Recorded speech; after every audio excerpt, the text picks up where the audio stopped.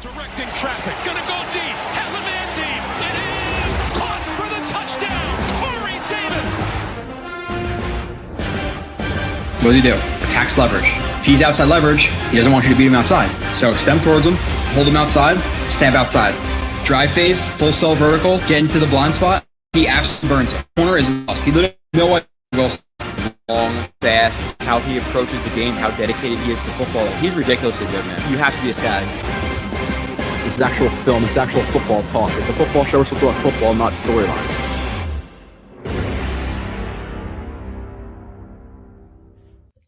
And you are watching / listening to another edition of Blewett's Blitz. A lot going on this week. Obviously, starting a little bit earlier than I typically do, 5:30 instead of 6, just because obviously I work midnights. Got home, got to sleep like 9 a.m. 9 a.m. turns into 11 o'clock. Berrios is cut around that time. Okay, try to fall back asleep. Wake up an hour later. Not Jordan Whitehead. Chuck Clark is traded for. Like, I see trade, I get all excited, and then it's for Chuck Clark, which I'm still excited about. But still, I'm on like 3 hours of sleep. So I decided to do it half an hour earlier so I could get a half an hour of sleep later. So a lot going on. Obviously, Devils play tonight. Nets play the Bucks tonight. Berrios was cut past that. Don't really think there's been much in the last week or a couple of days. Consistently refreshing Twitter. Going to talk to you guys. Kyle Smith will join if the news does break. I really do think it'll happen.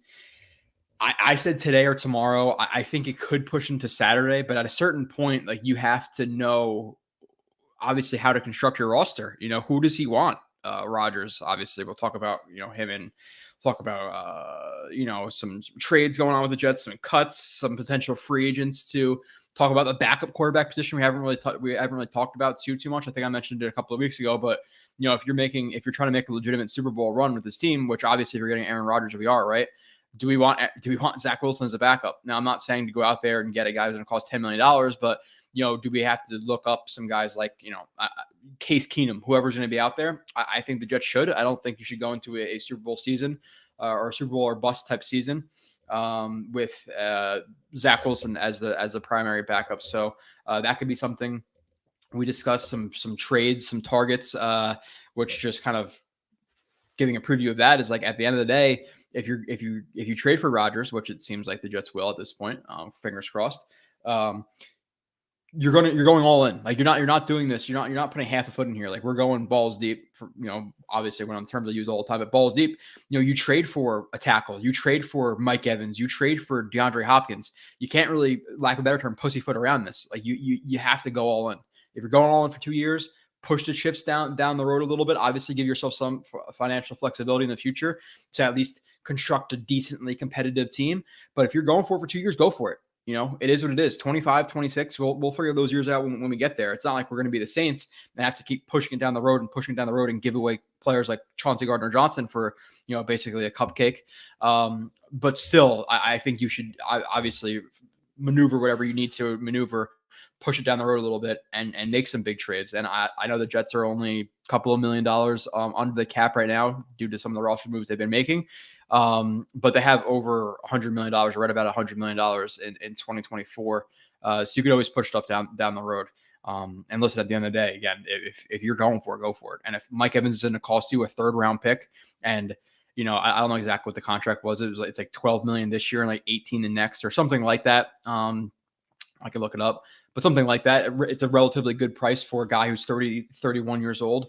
Trade a 3rd round pick, a 3rd and a 5th for Mike Evans for 2 years. He has 2 years left on his contract, and him and Rodgers are here. And you have Evans, Moore, Wilson. You cut Davis, obviously, at that point. Probably Cobb as the 4. Those are moves that we have to start thinking about making if we're going to go, all in, which Jets aren't necessarily used to going all in, but kind of when you look at what they're doing now with maneuvering a lot of the roster, training for guys like Chuck Clark, who, people say veteran safety. The guy is 27 years old, turning 28 years old, and it's pretty solid. I remember that being a possibility last offseason because he was frustrated with his role or whatever it was. When maybe it was after they drafted Kyle Hamilton, the Ravens, that being. There were some rumors that he might be, trade bait, and I like the idea last year. I'm fine with it this year. The guy has the longest streak in the NFL, I believe, for snaps consecutively played, at least on defense. So do we, he's only going to cost $4.1 million. Do you cut Whitehead, save that $7 million and use that to get a receiver, to get offensive lineman, to get even another safety? Can you sign Jimmy Ward for $4 or $5 million? So we'd love to talk about. I'll say hello to the chat in a second. Obviously, with free agency starting, or the legal tampering period, which legitimately makes no sense, even though that starts happening in Indy anyway. It starts Monday at 12 o'clock or 4 o'clock. I think it's 12 o'clock, but nonetheless, they got to know what they're doing at that point, because obviously the roster construction is going to be a lot different with, I don't know, Tannehill, Garoppolo, Winston, Brissett, Minshew, than it would be with Aaron Rodgers, who to me is still, Colin talked about it. We said he's the 5th, 6th best quarterback in the league, even going into this year. And you could argue on a given, any given Sundays, is there going to be games where he's better than Josh Allen? 100%. Josh Allen is streaky. Is there games where Herbert is not Herbert? Yeah. So is there games to be better than those guys? Sure. Right now in a vacuum, would you take him or Trevor Lawrence for a game? You're probably taking Rodgers. It's the only guys who I think are locks better than him mostly every game. Or you can't even say that for every game because everybody struggles. But, Burrow, or it's really Mahomes tier 1, Burrow tier 2, and I think tier 3, however we're breaking up the tiers, is more of, Allen, Herbert type territory. Nobody's gonna touch Mahomes, but you're talking about a top 5 quarterback. Obviously, a year removed from MVP, back-to-back MVP seasons with our current offensive coordinator. A guy who played, relatively well last year. I don't know what his exact stats were. 26 touchdowns, 8 picks, something like that, almost 4,000 yards, which would be like top 5 performances and Jets passing history ever. And that was with, a young roster around him, a young receiving group, a head coach, play caller who clearly doesn't completely see eye to eye with, and a broken thumb or some bone broken in his hand. We're talking about legitimately on the low end of the spectrum, looking at 35 touchdowns and 10 picks for Rodgers next year. And that's lowballing the guy based on what he's done. We could just as easily see 42 touchdowns and 9 picks for 4,500 yards from this guy. So it's exciting. The whole Carr thing it's a little risky, obviously, which we can get into a bunch of different topics around that. And, did they use each other? Did Carr use the Jets? Did the Jets just use Carr? Did they actually want to sign Carr and he just didn't want to wait? Or was his plan the entire time to sign with the Saints and he just used the Jets to, maybe even for legitimate interest, but also another part of it is that he, them being in on it, maybe raise the price for the Saints. So there's a ton of stuff we can get into. Dakota, Greenheart, the plane, 422 is in here early. Aaron Rodgers are bust since the offseason. I know Eagle thing has been about the Aaron Rodgers thing, but this is we are so I'm not going to say panicked. I guess I could say panicked, but we're so nervous right now because Carr signed on what?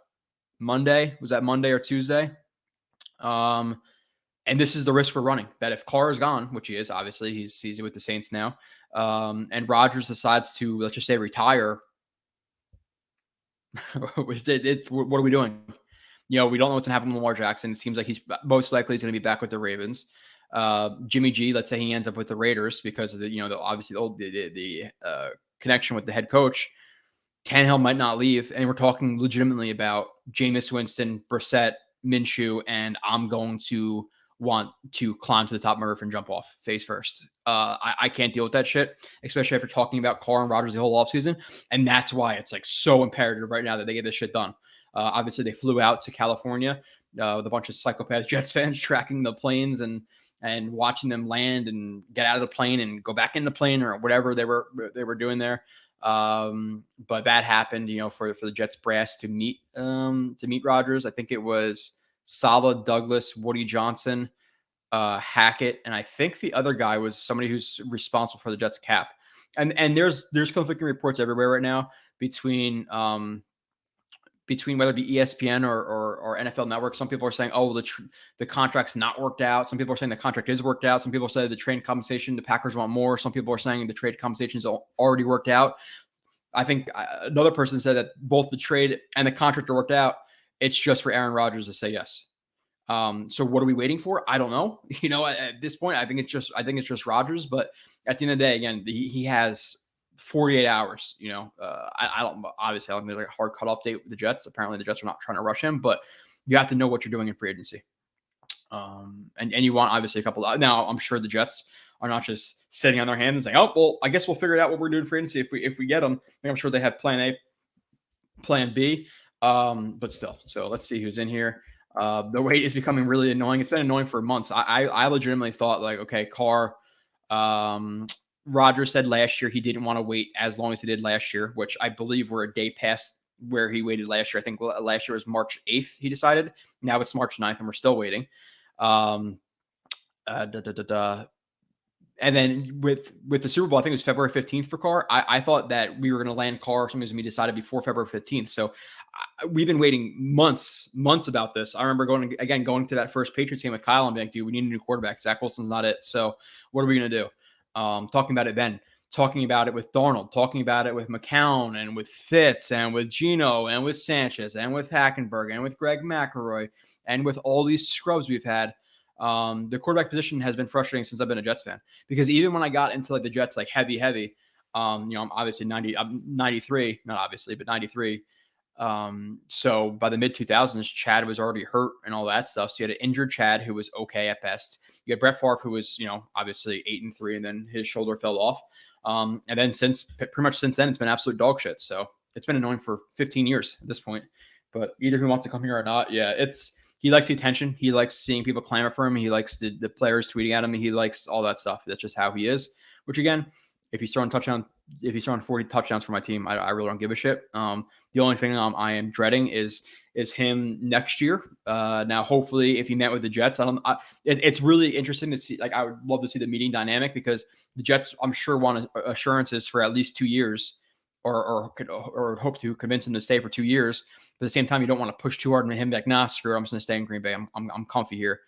So how hard do you push him for 2 years? The commitment for 2 years? I don't know. But I'm hoping for at least 2 years of him. Obviously, 1 year that him retiring would really suck. I think you probably would get 2 years. I don't think you just come here and be done unless it went to absolute shit. But I'm hoping it's not a question going into year 2. It's not this whole sabbatical and let's go to darkness retreat and do all this shit, and maybe I'll retire, maybe not. I can't deal with that stuff. Just give me 2 years. 2 years is already a short window. Just give me 2 comfortable years with Rodgers.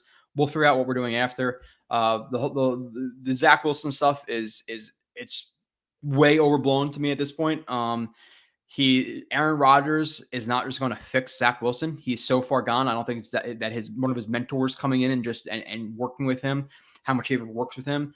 I don't see it working. And with Zach Wilson, what are you going to do? Obviously they have to exercise the 5th year option. Go next March or May or whatever that is, next March or May.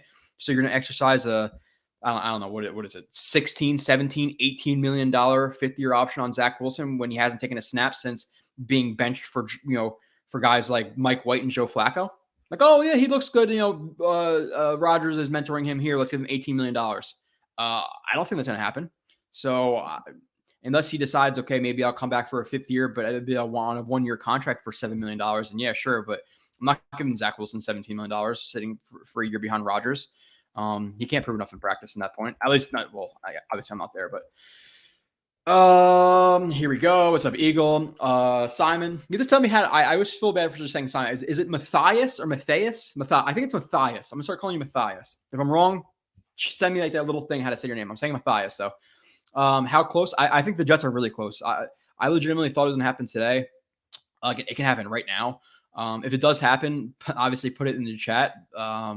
If you fake it, you sons of bitches, I will block you. Or at least you're getting put in timeout. If I see a fake Rodgers sign with the Jets, because I'm not checking Twitter right now. But we're really close. I really do think it's worked out, if not very close to being worked out. And Rodgers just has to say, okay, yeah, I'm down. Which at this point, like, it seems like the Packers don't want to be the people to say, okay, I want to move on, and Rodgers doesn't want to be the person to say, okay, I'm ready to move on. But we all know what's happening. Obviously he's a great player and he could still be a great player, but the Packers are at the point in their franchise right now where they're not necessarily ready to make a Super Bowl run. So you're going to forego Jordan Love, who might be your answer for the next 10 years for another year or two of Rodgers, and you're not really ready to compete. So they're ready for Love. The Jets are ready for Rodgers. Rodgers just has to kind of commit and say, let's do this. Which I think listen, at the end of the day, if he's mulling retirement, is he having the Jets fly out there and meet with him for hours and all this stuff? Probably not. So it's either, Packers or play with the Jets. But I really don't think the Packers are an option. So I think I'm going to say it's a 9. God, I fucking hate to even say this, but knock on wood, I think it's like a 90% chance this happens. I really, can you imagine if it doesn't happen? How pissed we're going to be going from potentially Aaron Rodgers or Derek Carr. Let's just say Aaron Rodgers to Gardner Minshew. Oh man, let's not even. It's happening. Let's go. Armor of God, Jets, Jets. Eagle Fang. Jets. Our backup quarterback will be Jacoby Brissett. Jacoby Brissett's going to command some money though. Like Jacoby Brissett's one of the better backup quarterbacks in the league. You're talking. I'm not really necessarily sure what the backup QB market is, but you'd think not even necessarily as a backup. Like who's to say that? I don't know what team it is. Whoever doesn't have a quarterback right now couldn't have him as a starter. Or even like a high-end backup. Like what if he goes to back up, Tua, because Tua might miss games with concussions. He's probably going to get $10 million-ish a year. So are we going to spend, whatever we're spending on Zach, $9-10 million a year, plus $10 million on Brissett, plus Aaron Rodgers? I just don't think so. Let me pull up some names. Let's see. Some guys are like more realistic backups for the Jets. Again, I don't think it's for Jacoby Brissett. Again, these are just some names who I think will cost between $2 and $5 million, which I think is realistic for the Jets. Looking at guys like Case Keenum, Andy Dalton, $3, $4, $5, maybe even $6 million a year. How much is Taylor Heineke going to cost? Let's see who else is on this list. That's about it. There's really not a lot. But yeah, why not bring in a Andy Dalton or a Case Keenum for $5 million a year? Obviously, Dalton would be more expensive than Case Keenum, but you get the point.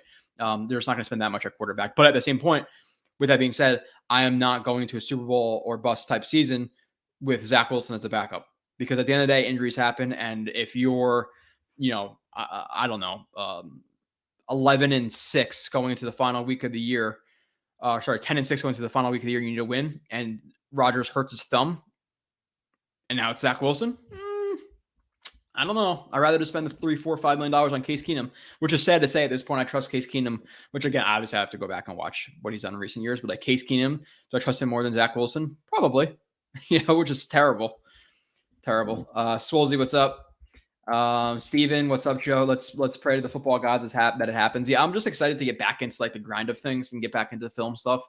Just because with the 13th pick, like I don't know if they're gonna have it. I think they will. It seems like the trade conversation is gonna be like a second and a 2 and a 2, a 2 and a conditional third, something like that.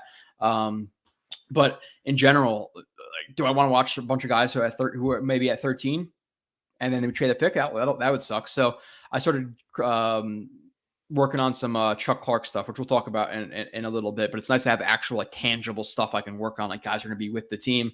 And then obviously if Rodgers comes, that's pretty much going to be my project for the next 3 weeks, doing, I'll probably do 21, 22 on him, MVP season. Then obviously last year when he hurt himself, but it was still a little bit of a down year for him. I'll do both of those. So that'll take me quite a while. That'll be talking about, I don't know, probably 80 to 100 plays. Actually, no, it'll be more than that. It'll be like 120. It'll be like 60 a year, if not more. There's so much to do with quarterbacks. It's definitely got to happen before the legal tampering period. It will. Yeah, beloved piece. I completely agree with you. Even a day before, like Sunday at noon is too late to me. Like I think Saturday is the point where it's like, okay, this is getting fucking ridiculous. Like we gotta, like obviously it's already kind of ridiculous at this point, but by Saturday, it's like, dude, free agency starts in under 48 hours. Like we got to get this locked down. We have to have a plan. Are we going for the big fish? Are we going for Evans? Are we going for Orlando Brown? Or are we not? Like, what's the deal here? Please cut Whitehead. Yeah. And with the Clark stuff, obviously they traded a 7th round, 2024 pick for Chuck Clark, who's only making $4.1 million against the cap this year for the Jets. That's a steal of a contract. A guy who just based on their reputations around the league and what I've watched so far and what I know of Clark, and obviously I know a lot about Whitehead. Clark is a better player to me than Whitehead. They're a similar age. I think Whitehead's a year or two younger. But Clark he's a solid player. Like, he's nothing special. I think the limited athletically he's limited. But I think mentally he's there. And hearing about what he did for the Baltimore defense, he had the green dot in the helmet, meaning he was the one who can hear the coach. He was the communicator of the defense. So you're bringing in a leader type to the defensive secondary, who obviously is stacked already with Reed and Sauce and Michael Carter II. But you bring in a guy who's a communicator on the back end of the defense as well. You have Mosley up front. You have Q on the front line. Can you bring in a Jimmy Ward?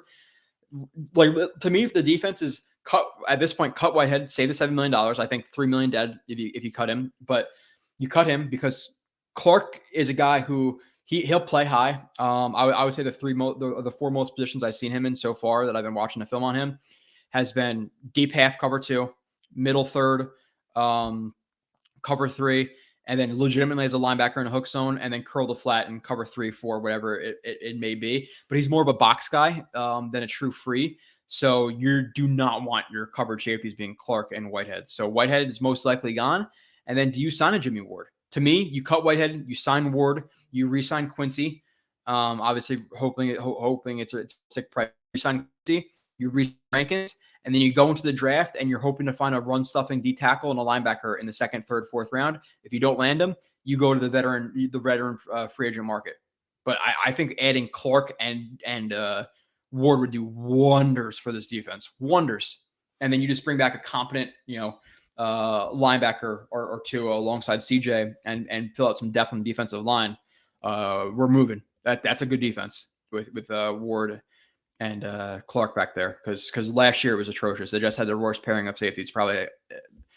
I can't say ever that I've ever seen for the Jets because I've seen guys like Rontez Miles start games for them, but still. Aaron trade has to happen before the start of the free agency, and Quinn Williams has to get signed.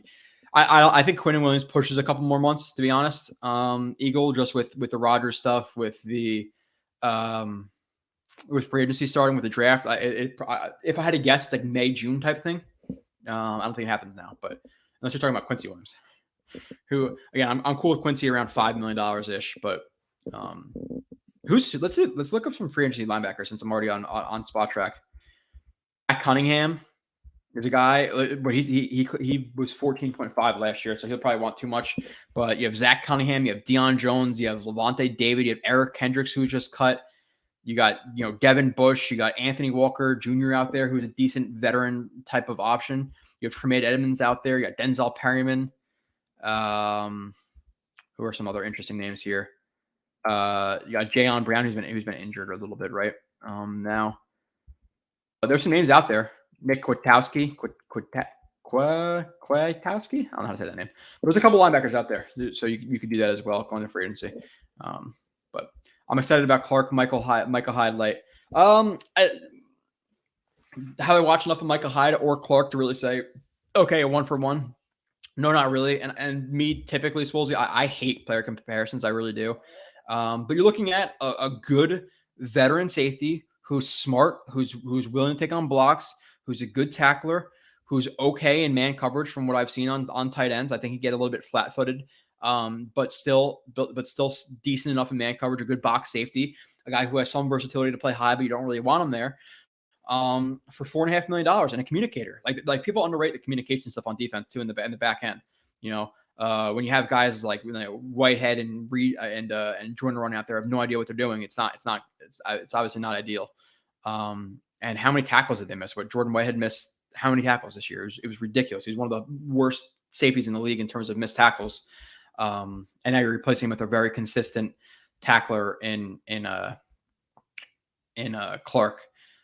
And it's a funny thing too. I just realized this. I didn't even see it, but I saw somebody like tweet at Jordan Whitehead like he's trash or whatever. Which I don't necessarily love like going after players because they're trying to make a living and stuff. Like if they suck, they suck. It is what it is. I'll be honest on here, but I'm never gonna like tag them and be like, "Hey man, you suck." But apparently he either saw my tweet or name searched his tweet and typed in Whitehead, and then he must have saw Joe RB31 Whitehead missed tackle. Whitehead missed tackle. Whitehead missed tackle. His tackle was like blocked. I got blocked by him. I never even tweeted at him. And Jordan Whitehead blocked me. So now I definitely want him gone. save that money, give that money to Jimmy Ward. That's the plan. But I severely doubt. I put out a very, very low percentage chance that both Clark and Whitehead are on the roster. And it seems like I don't know what it is, but Will Parks the last couple of days has been like on like a heater on Twitter where he's tweeting all the time. He's like saying how great the Jets safeties are and stuff, which I like. I like Will Parks. He talks a lot for a guy who's not very good. To me, right now, I think they probably get rid of Ashton Davis for about $2.5 million, whatever whatever his cap is at right now, because he has a little escalator from playing time.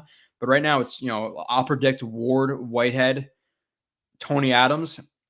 Do I think Will Parks even makes a roster? I would probably say not. I don't think Will Parks is a good 3 or 4. I think he's a decent special teamer, but at the best, he's a low end 4 or decent 4. But ideally, right now, I think he's at the 4. So who's to say they don't draft a guy in the 4th round?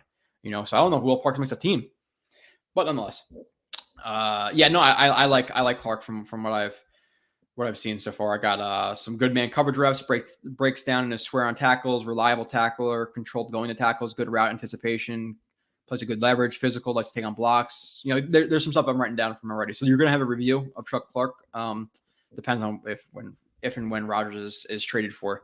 That obviously I think if Rodgers gets traded for, and then I put out a review on Chuck Clark before I put out a review on Aaron Rodgers, you guys will come at me. So I'm going to chill on that. The other news, obviously, too, in terms of some of the roster stuff, is they released Braxton Berrios, who we said it from the time he was being negotiated with last offseason. He was going to be.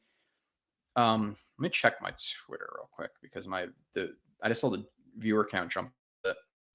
Okay, nothing. You guys happy to see me? Okay, cool. I saw it jump from like 160 to almost 200. I was like, something going on here. I don't know if anything is going on. I don't think so. But nonetheless, yeah, they released Berrios, and we said it at the time, like legitimately, he was worth about, we said like $3 million as a returner, and then $1.5 million as a backup receiver, because legitimately he's a backup receiver. He's a backup slot gadget guy, but doesn't do anything special as a receiver. He doesn't run routes great. His hands aren't great. His yak is good, but that's about all he has. And then you're talking about 1 year of production as a returner. But this year, he was brutal. He was one of the worst punt returners I've seen in a bit. Like Jeremy Curley was by far better than him. At least Jeremy Curley knew to fair catch a ball at the 15-yard line. How many balls did Berrios bounce over his head and then roll to the 1 yard line? Like, it was terrible. And he didn't really break much tackles. So paying him $8 million this year was never going to happen. Even paying him $5 million. Who's to say that you can't draft a guy in the 6th round as a receiver to replace what he does? You could find plenty of guys who can get yak. The biggest thing you have to replace is his punt returning, but he was a negative as a punt returner. So you could sign a guy for a better minimum. You could do what Berrios did last year. So why are you going to pay him $5? Now obviously with that being said, let's say the roster stands the way it is now, or just looking at it the way it is now with Corey Davis as your number 3. Berrios was your 4. Do I trust Mims to be a 4? No, I don't. I'm sorry. And listen, the whole Mims thing, we can get into that for hours. I loved Mims coming out of Baylor. Loved him. His rookie year against the Chargers, against the Dolphins, against what was the other big game he had? Chargers, Dolphins. There's another game in there that Pats had a big game. I like Mims. I like what he can do, but the last 2 years have not been. They've not. He's regressed, and that's obviously part of the coaching as well. But his route running is not as good as it was in college. His hands aren't as good as they were in college. So do I trust him to be receiver 4? Absolutely, unequivocally, hell no. I do not trust him to be a 4 in an 11 personnel heavy league with your 3rd receiver as of right now being Corey Davis, who's been playing an average of 10 to 12 games the last 2 years. You want Denzel Mims as a potential legitimate starter if Corey Davis goes down, because the starting personnel in offenses is 11. That's how you should think about it. 3 receivers are starting. That's typically what you see. 3 receivers, 1 tight end, 1 running back. That's the start. That's the base. For every team in the NFL is 11 personnel. They run 11 more than anything. Every team. So Mims can't be it. So who is it? It's a Cobb. Yeah, I'm assuming if Rodgers is traded for, Cobb is almost a lock to be the number 4 for the Jets.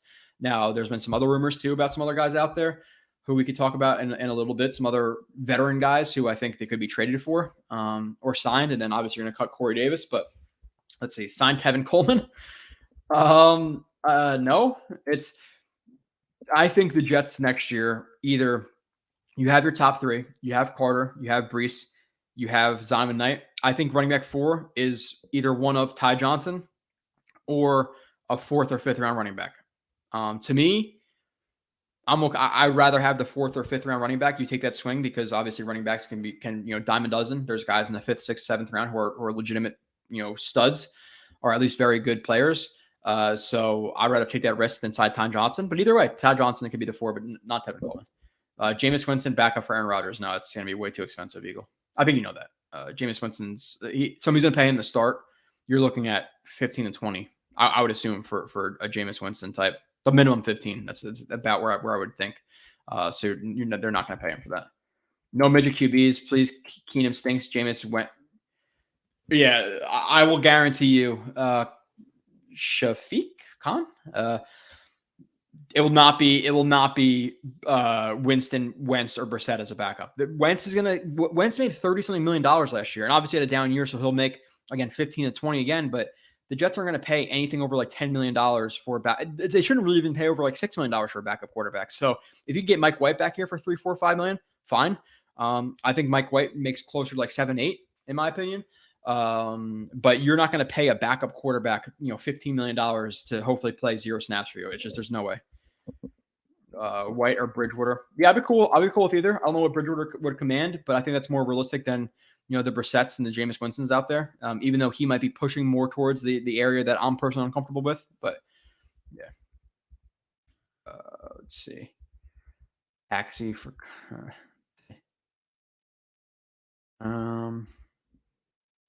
in a must-win game, I'm only taking Mahomes and Burrow over Rodgers. Period. Yeah, no, it's listen, and like at the end of the day, like we could say like look at Rodgers against the Niners, and he only scored 6 points in the playoffs game or whatever it was, 3, 6, 10 points, not ideal, but Josh Allen took a massive step back this year. So if you're telling me next year Rodgers is statistically and on film better than Josh Allen, I'm not going to lose my shit. If you tell me he's better than Herbert, I'm not going to. Herbert is very, very good. He's not elite. He's not elite. I'm talking about Burrow, Mahomes, who I agree with you, Swoles. These are the only guys who I would at least guarantee will be better than him. But can I even guarantee that? At the end of the day, Burrow is very solid, but he's not Mahomes. So who's to say he doesn't come back or he doesn't come to the Jets? He has fucking a good running game, what should be a good receivers, what should be hopefully an okay offensive line with a really good defense. Who's to say he can't be what he was in 2021 and be competing for an MVP type season? So, in regard, however you slice it, he's a top 5 quarterback in the NFL right now. Now, maybe obviously the more negative side, I could be saying, well, he's he's on the downtrodden. He's 29 years old. He's not motivated, or he's 39 years old. He's not motivated. But at the end of the day, the not motivated thing, I think if he's coming to New York, he's going to be plenty motivated to prove, not necessarily the Packers wrong, but to prove how elite he could be. He's not just going to come here and suck. I severely doubt that. I think if he comes here, I don't think he'll participate in necessarily everything in the offseason, but he will be more present with the Jets in their offseason than he's been with the Packers the last couple of years. So I think some of us are gonna have panic attacks and need naps when this is over. Dude, yeah, I'm on 3 hours right now, which is honestly it's I've done a lot more on 3 hours. I've gone to work for whatever. I've been up for quite a while sometimes, but I definitely need to sleep in a little bit. I just been checking my phone, which again I should check my phone. It's been about 5 minutes. I legitimately just been holding and just the entire day. Refresh. And I'm not seeing anything. So it's gonna happen the last second. Like I'm gonna be going to get off at 7:30 because I want to try to get like a good 3 hours. And he's gonna sign at 7:29 or get traded at 7:29, which I'm not gonna complain. But still, deal will be done in the next 3 hours. Hopefully. Lawson, Corey Davis also have to agree to pay cuts. Yeah, I don't think they do, Eagle. I'm not gonna lie. You're looking at Lawson, who on the open market edge rusher. Does he get 15? Probably not, but does he get close to 11, 12, 13 on the open market? Most likely, with a chance that one of those teams is going to push it to 15. Now, can you approach him and say, hey, take a $4 million pay cut to $11 million? Sure, but at that point, I almost rather just save the entire thing. Like Wilson's interesting to me because I know I have a strong feeling he's gonna be better in 2023 than he was in 2022, coming off of the injury, and then obviously having a setback and having another surgery or procedure, or whatever it was that we didn't know about until after the season. So he might be a pay cut him down $3-4 million. Okay, I can see that. There is no way I see Corey Davis taking a pay cut. You're talking about there's people talking about Alan Lazard getting $14-15 million this year. Jacoby Myers getting 16, 17, 18, 20, whatever people are saying. Christian Kirk got about 20 last year. Zay Jones got 11 million last year. Corey Davis is not taking less than $10.5 million to come back. I think he's back unless you have a legitimate replacement in mind for him. You don't just cut Corey Davis and say, oh, we hope we can find another guy better free agency, because you're going to end up signing freaking Darius Slayton for $8 million, $9 million. He's not going to be as good as Corey Davis. So you have to have a plan for Corey Davis, whether that be Lazard, whoever it may be. Okay, I'm fine with it if Rodgers is here. But you don't just cut him to cut him, and I don't think he's going to take a pay cut. Considering how much the receiver market has blown up, I think Corey Davis gets a bad rap from fans because his drops were amplified by the bad quarterback play, if you feel what I'm saying. I've already explained it a lot, but Zach Wilson wasn't completing many passes downfield. So when he did, or when he got it there and Corey Davis dropped it, people hated him. But his drop numbers they're below average. Like, he has below average hands, but he's not brutal. He's a good run blocker. He's a good route runner. He's a big body. So I like Corey Davis, and you're hoping obviously he stays healthy for more than 12 games this year. But at the end of the day, I'm not just going to cut him and say, oh, well, I hope, Robbie Chosen Anderson comes back for $4 million. Like, we can't do that. So especially with a vet QB coming in, most likely, I'm sure he would like some vet receivers, and you need a big body too. So Quan is mad, as is Quincy. We need Lavonte David. Yeah, like, listen, at the end of the day, I would love Lavonte David. I would love Jesse Bates. I would love Jordan Poyer. I would love Vernon Hargrave. I would love all these guys. But the problem is the Jets don't have a lot of money right now. So safety's done. So Jordan replacement Jets. I'm not sure what that means. If you're thinking Clark is going to replace Joyner and it's going to be Clark and Whitehead, that would be one of the worst coverage safety groups in the league. I am pretty damn positive they're going to cut Whitehead. Clark and Whitehead are way too similar to do that. Whitehead's the more explosive, more athletic player, but Clark is much more technically sound and smart, in my opinion. Jordan Love is going to be a Jet in 15 years from Dan. Yeah. I wonder if Packers fans are feeling like, obviously it's nice that if you're moving on from a guy, you have a first round pick who's been waiting in the wings, but you have to feel like your luck's running out eventually. Like, can you imagine the Jets? Like, can you imagine what we've been through going from Brett Favre to Aaron Rodgers? Like, we were blessed with a good year from Ryan Fitzpatrick, and we love that shit. Imagine Brett Favre to Aaron Rodgers.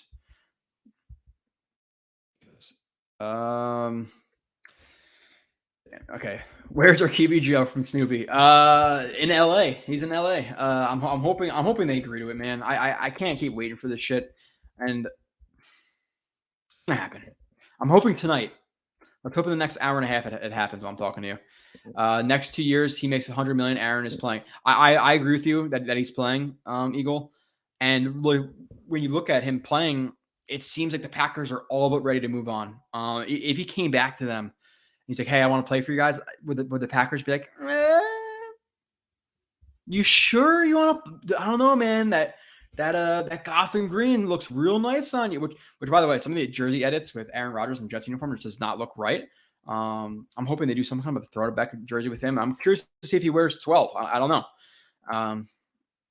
Does he? That's obviously a big number in Jets history. Does he taint it if he doesn't win in it? Like, I don't know. Well, it's before 6 and I'm late. What's up, Joe? What's up, Sneakers to Boots? Appreciate you being here. Yeah, I'm trying to get in a couple minutes early so I can get out a couple minutes early, but we'll see. Dude, what's up, Joe? I've been waiting for this all week. I appreciate you, Rich, as always. Always very kind. I have to admit, from happy thinking, I have to admit I would have preferred Carr, but now we need to get Rodgers as soon as possible so that we can implement a plan for free. Yeah. I've been saying that the entire time. Happy. And really, obviously, if you've been listening for more than a minute, if you guys have been listening for even just a couple of months, my thing with Rodgers versus Carr was here because of the timeline, because Carr was meant to be decided first. Whereas Rodgers would be the player a year or two, but the timeline, we're in it now. Like it's Rodgers or bust at this point. There's nothing else. There is no fallback plan. So that's why I was nervous about it. But if you're telling me, hey, you can either have Carr or Rodgers for the next 2 years, I'm taking Rodgers every single day of the week. But with Carr, obviously, I think he fits in with Saleh. I think he fits in with the culture a little bit better. Obviously, he can be here for 4, 5, 6 years, and show us some of the best quarterback play we've seen in the last 50 years, which is ridiculous, which is kind of crazy. But in terms of the excitement of Rodgers, dude, like listen, like at the end of the day, if they trade for Rodgers, I would expect another splash on offense. I'm not necessarily saying, okay, they're going to trade for, I don't know, Stephon Diggs, but like Mike Evans, who's 30 years old, DeAndre Hopkins, Adam Thielen might get cut or traded. Like, could they bring in one of those guys? I think it's a very real possibility. If you're going in for it, go in for it. Don't be halfway in. Let's see. Jets brass went out to Cali to ensure a 2-year commitment, I think, and money allocation. Yeah, and I can't confirm that it was one of their cap guys who went out there, but I believe it was one of their cap guys. So I'm sure they're talking about the contract and exactly how it's going to work. Now, I'm interested to see if the Jets keep it the way it is now, because again, don't quote me on it. I suck with the contract stuff and the numbers always just slip my brain, but it's around like $15-16 million cap hit this year, and then next year is a little bit over $30 million for Rodgers, and then 2025, 2026 is like $28 million per year, I believe. So do they bring the $15 million hit up to $30 million this year, or do they say, excuse my French, but fuck it, we want it to be $15 million a year because that extra $15 million allows us to bring in Mike Evans. How hard do they go in after it? It's a really fine balancing act between, okay, let's go all in for it this year, while also not absolutely screwing yourself down the road. Now they're going to screw themselves a little bit, but I'm talking about like dreadful being a 4 or 5 win team a couple of years after Rodgers is gone. Obviously, you hope they can at least be competitive and they rebound from it. Takes them a year or two to kind of readjust, and then they're back in it. Obviously, they find a quarterback, but nonetheless. Andrew Hansen, what's up, Joe? Coffee time here in Japan. Oh wow, I didn't know you were in Japan. I don't know if you're typically or if you're just over there for like vacation or something like that. But that's awesome. My dad's actually been there 2 or 3 times. I'll go there eventually. That's awesome. Coffee time here in Japan.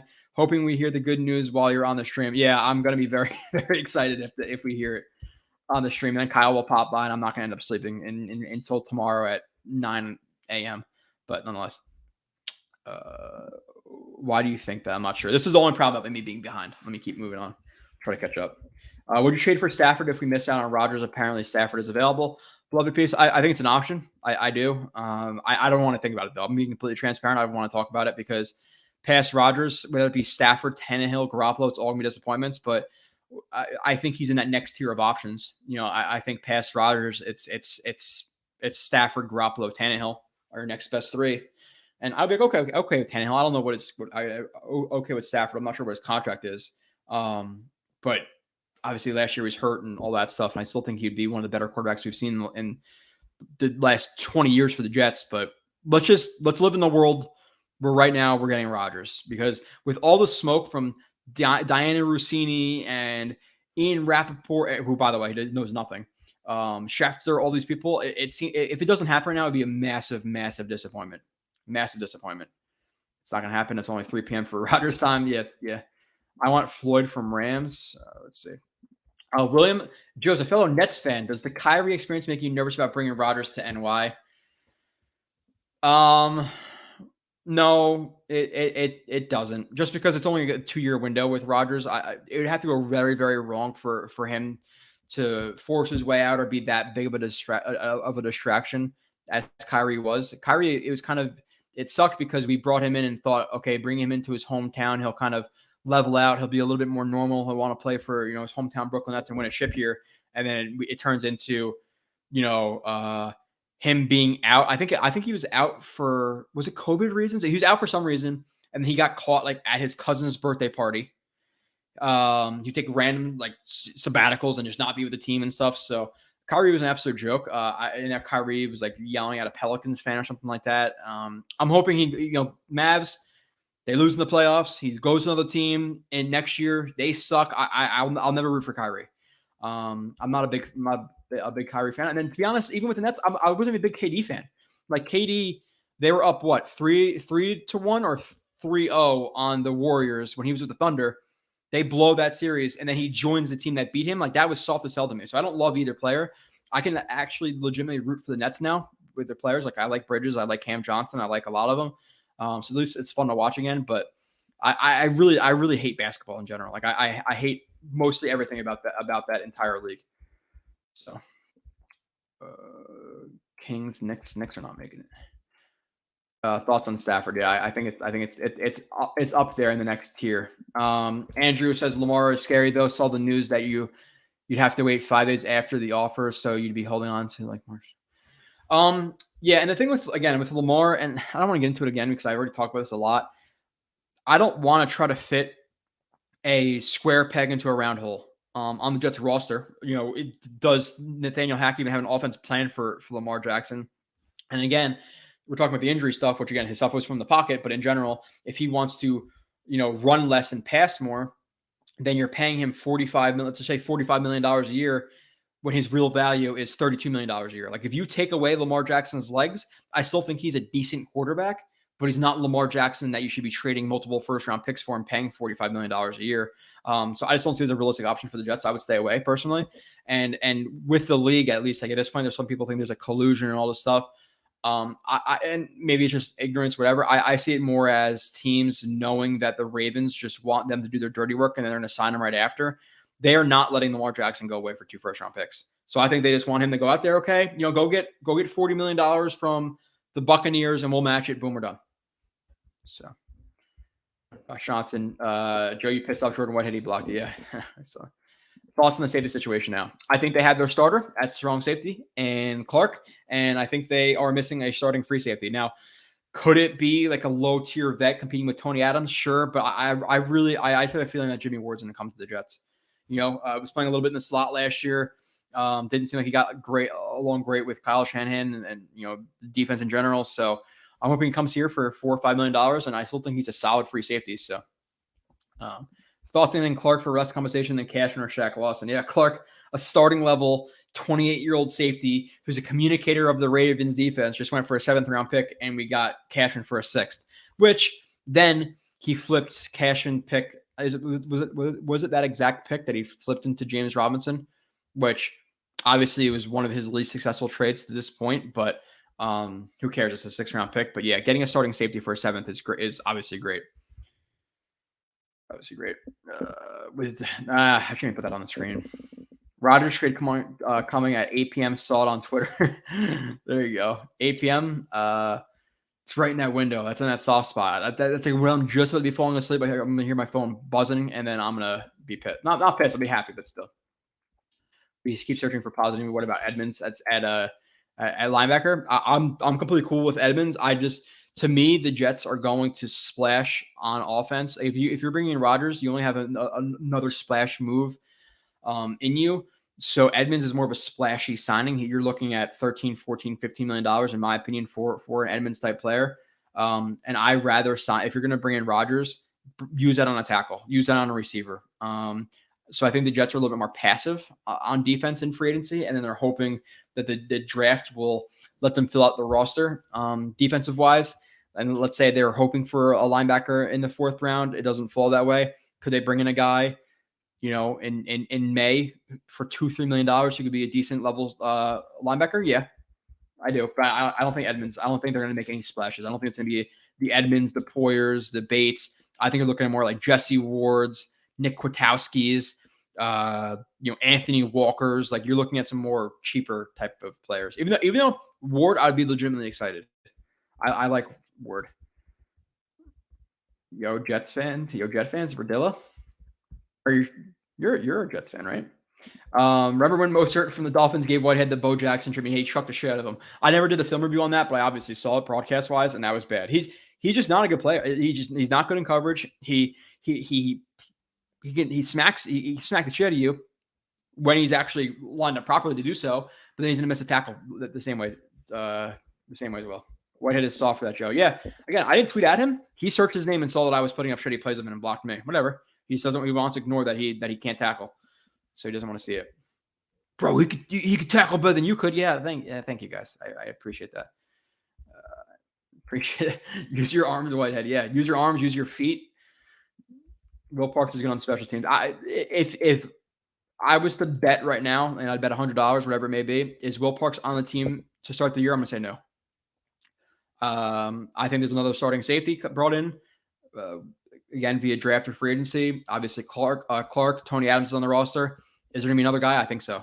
I think Will Parks is probably gone.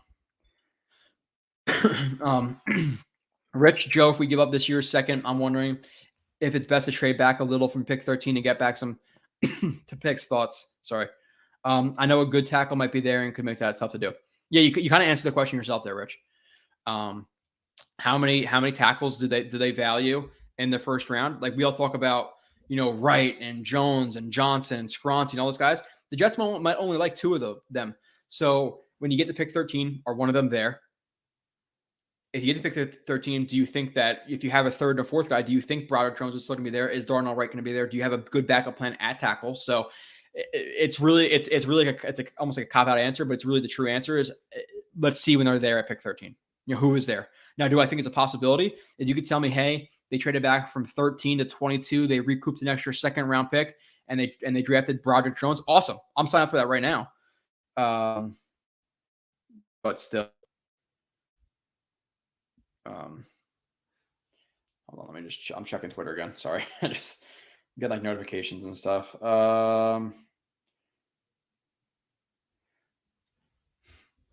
Yeah. Will Parks keeps tweeting, man, like 12 minutes ago, what's up AR with the glasses emoji. 9 minutes ago, bring in AR. Like I don't think, listen, I'm not trying to be a dick here, but if I was Aaron Rodgers and I was like, yeah, Will Parks, man, that's really going to push me over the edge here. I'm gonna go there because of Will Parks. I don't know, and I think I just don't love guys who are so boisterous all the time. But then again, who cares? He's a kid. Bam Knight's can return punts. So Bam Knight returned kicks, but not punts, to my knowledge, the Lord. And to me, that makes sense.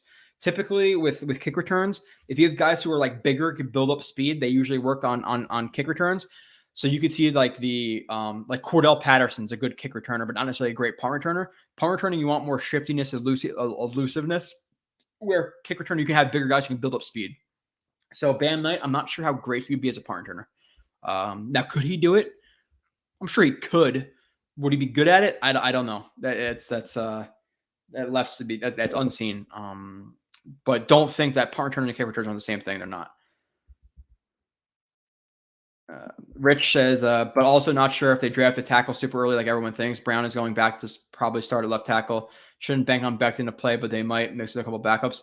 Yeah, it could be a thing where they draft the guy at 13. It could also be a thing where, let's say they bring in an Andre Dillard for a couple of $1 million a year, and it's Brown versus Dillard versus Becton for left tackle. Or not even that. It's basically, let's just throw them in. It's Brown at left tackle, and then you have Dillard, Becton, Mitchell compete for left tackle and right tackle. Now, going into the year, if it was Brown, Mitchell, Becton, and Dillard, I would not be thrilled. So I think they need to add something better than that, especially again for a Super Bowl run. But I don't think tackle's a lock at 13. Like again, if they don't get a trade back, they don't have anybody. They don't want to trade back with anybody. Whatever, the tackles are gone. No, obviously depending if they trade for Mike Evans, they're not going to draft Jordan Addison at 13. But I don't think the lock. I think it's most likely. But Jets signed Berrios to please his boyfriend Zach. They overpaid him from the jump. Blewett is a Carr truther, I guess so. The thing with Carr is, and I like Carr. It's just people just look at his record and say, okay, never won anything. He sucks. So I feel like I had to defend Carr because he's better than most people think he is, but it's fine. And people say, oh, you're making excuses for him. You're legitimately stating facts. You're stating how bad his defenses were. You're stating how bad his offenses were. You're stating the fact he had four or five coaches in the first couple of years of his career. Like I was stating facts. It's not like I was like, oh, he's just good. No, he's bad. No, he's good. No, he's bad. No, he's good. Like that's what most arguments are. So yeah, sure. If you want to call me a truther, I like Carr. I think Carr, I'm not coming off of it, still in that 10 to 13 range of quarterbacks in the league, 12, 13, whatever it may be. And I would be happy with that. But again, if I'm taking him or Rodgers in a vacuum for 2 years, Rodgers might legitimately be, again, a top 5 guy who can win MVP again. Who's to say? So yeah, I'll take him. But anyone else or stickers of booth? Anyone see Beningo's interview with Salah? I know he's hyperbolic, but he criticized the heck out of Salah.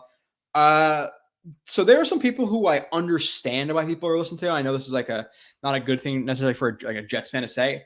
I couldn't care less about Joe Beningo. I think he's like a blowhard, doesn't know much about anything, and he just gets off on yelling.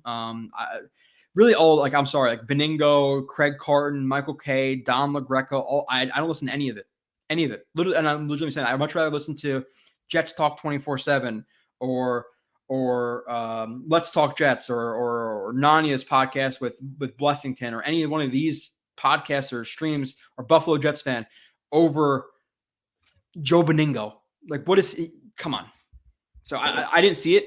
Stickers booth. I know it's not why we were bringing it up, so I got onto a little tangent there on the side. But no, I didn't see it. I didn't see it. I heard about it, but I don't know if I've ever listened to more than 3 minutes of Beningo my entire life, cumulative. I don't enjoy him. Do not enjoy him. Jackson Smith or Johnson are my top 2 wide receivers. If it's tight ends, Michael Myers is, but I'm sure he'll do a film review, assuming the Jets have a first rounder. I really doubt the Jets draft a tight end in the first round. And the thing I will say about you're talking about Jackson Smith, the receiver. From what I've seen, he's more of a slot guy, and I don't know how much that fits with Elijah Moore. But with that being said, just watching obviously the past couple of years, watching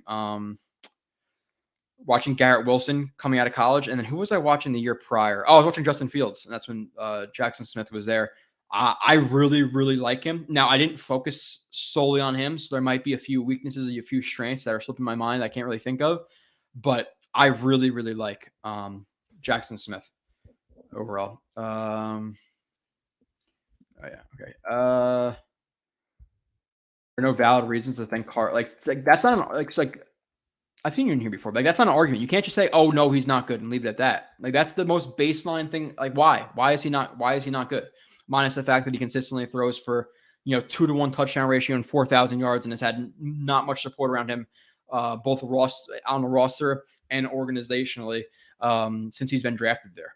Like there's no valid reason to think he's not good. Like we've been watching Mike White, Zach Wilson, all these guys, and Carr he's just not good. Like for people, he either sucks or he's great. But because he's not Aaron Rodgers, he sucks. He's Zach Wilson good, which I don't know what we're talking about Carr right now, but that's not an argument, Nick. It's not an argument. Just saying, oh, he's not good. There's no valid reason to think he's good. Give me valid reasons to think that he's not good. How about that? Andy Dalton, great backup in price. Yeah, I'll be down with that. Cooper Rush, Blitz crew. I haven't watched enough of him to really know. And I know he did some good things with the Cowboys this year. Is he going to get out? Is he going to outprice the Jets a little bit? I don't know. But I don't think it's a bad suggestion. So,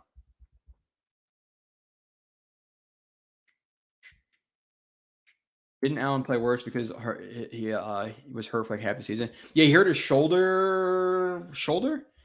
But even prior to hurting his shoulder, like he didn't start the year off hot. And even in that Jets game, prior to hurting his shoulder, which was on the last play, he wasn't great against the Jets in that game. And then apparently he was healthy the next time. I don't know if it was the next time he played, but he was healthy down the stretch in the year, and he wasn't great either. Like he wasn't great then. So I think the arm played a part in it, but his decision making was still very sketchy at the same time. So stickers of boots says Rodgers ain't retiring. He cares about his legacy and no shot. He wants to go in the same year as a Hall of Fame as Brady. I think it's something. I don't know if it's necessarily because of Brady. I think Rodgers knows how much he has left in the tank and he doesn't want to retire. Like he could still play at a top 5 level. So is he really going to leave $100 million on the table and him potentially adding to his legacy just in terms of like getting the Jets into the playoffs and getting them into hopefully the Super Bowl? I think that's the part. I don't necessarily know if it's because of Tom Brady retired. I'm not going to retire, but could be part of it. Defense wins championships. Yeah, I got it. Sometimes. At least gets you there, right? The Niners have been based on defense for the last couple of years, and at least gets you into the dance. I'm not saying necessarily the Super Bowl, but the dance is at least like the conference championship games. It's been there. Hit the like button. Happy tanking. Appreciate that. Yes, do that. Don't really ask for that a lot, but I'd appreciate if you do that. Explosive diarrhea. It's a 3-hour difference in Cali. It sucks. We get that big report 7:30 a.m. and now radio silence. Yeah, it was what the hell's her name? Dicini or Diana Dicini or something like that. But I was just leaving work. I was just getting ready to leave work at like 7:50 or whatever. When I saw that, I was like, oh my God, it's going to happen. Then I couldn't sleep. And again, 11:30 was Berrios. Okay, check that. Oh, I'll fall back asleep, whatever. Hour later, wake up again. Oh, trade, agree. I was like, oh my God, Chuck Clark. I'm like, okay. I'm still happy with it, but not what I was expecting to do today in terms of viewing tape. But yeah, smash that again. Lawson cut would be nice for a comp pick.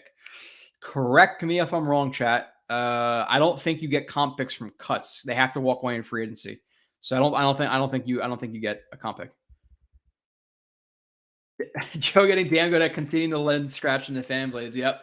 Yeah, right there. It's in that. It's just because like I'm gonna need when I get the new computer, it's gonna be like 2,500, I think, and obviously being like a new homeowner and getting AC and getting a bunch of different stuff, so I don't have to necessarily justify why I can't just drop 2.5K. But it's coming. It's coming. The Lord says I think JJ takes a huge leap. He's an older second-year guy, and Clemens can combine to make up for Lawson. Let's not forget Huff. Yeah, that's what it is to me.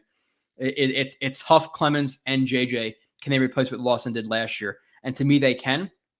And it's not like in a perfect world, I wouldn't want Lawson because I think he's better than all those players, or he will be better next year than all those players. But at a certain point, you can't be a top, I guess you technically could, but you're in the top 3 to 5 of paying defensive line in the entire league.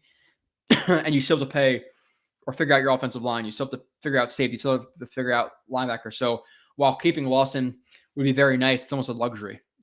I think those guys can. I rather have JJ, Huff, and Clemens trying to make up for the loss of Lawson than I rather have it be, Jamie and Sherwood as a starting linebacker. Like get a linebacker.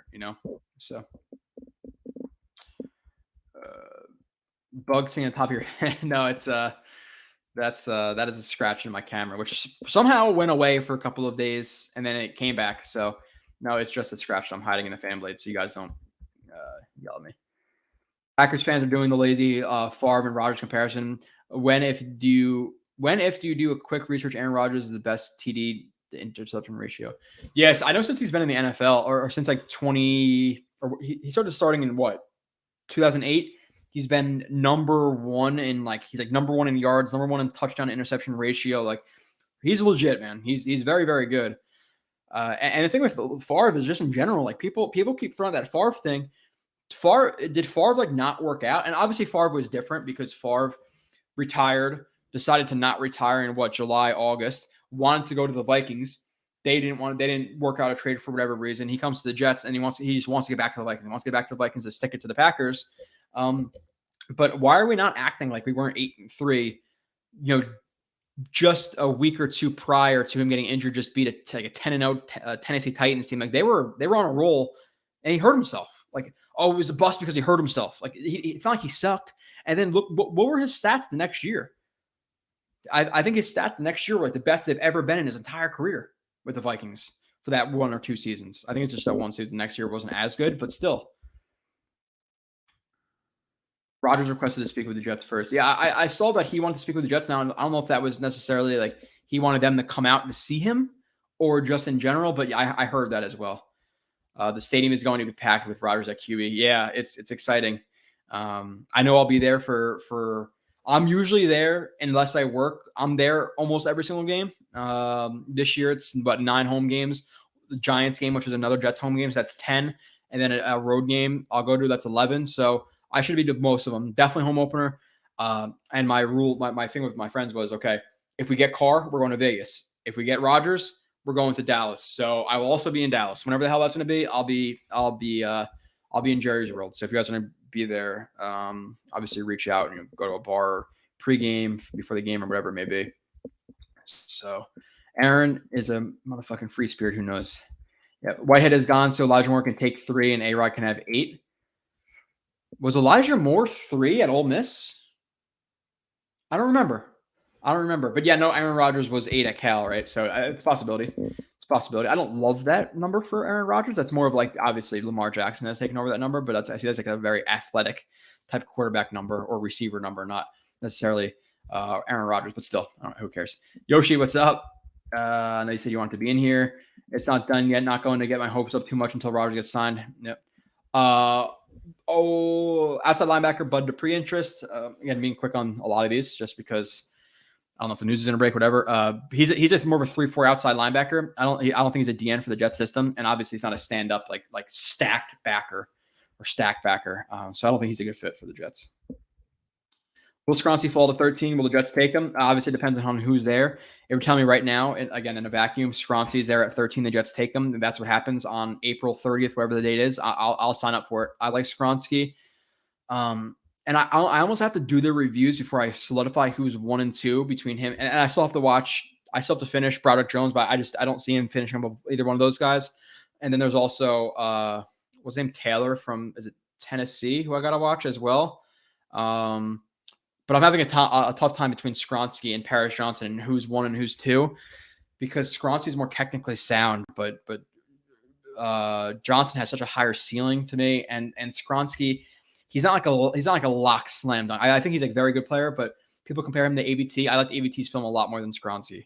That was obviously assuming AVT would be a guard at the NFL level, but Fred Dupree or Thielen would be solid. Yeah. So some of the options, I guess. Apparently Rodgers has a connection with Thielen, which would work out. Listen, now is he a slam dunk? No. Would I rather have Hopkins? Would I rather have Evans? Yeah, I think that goes without being said. But you're looking at Thielen, who the last couple of years has been averaging 700-800 yards. So he's a very solid starting receiver. Number 3 for the Jets. He's not going to cost you too much money, whether it be a trade or free agency. I don't think he'll cost you too much. Obviously, if he's coming here to play with Aaron Rodgers, he'll probably take I don't know.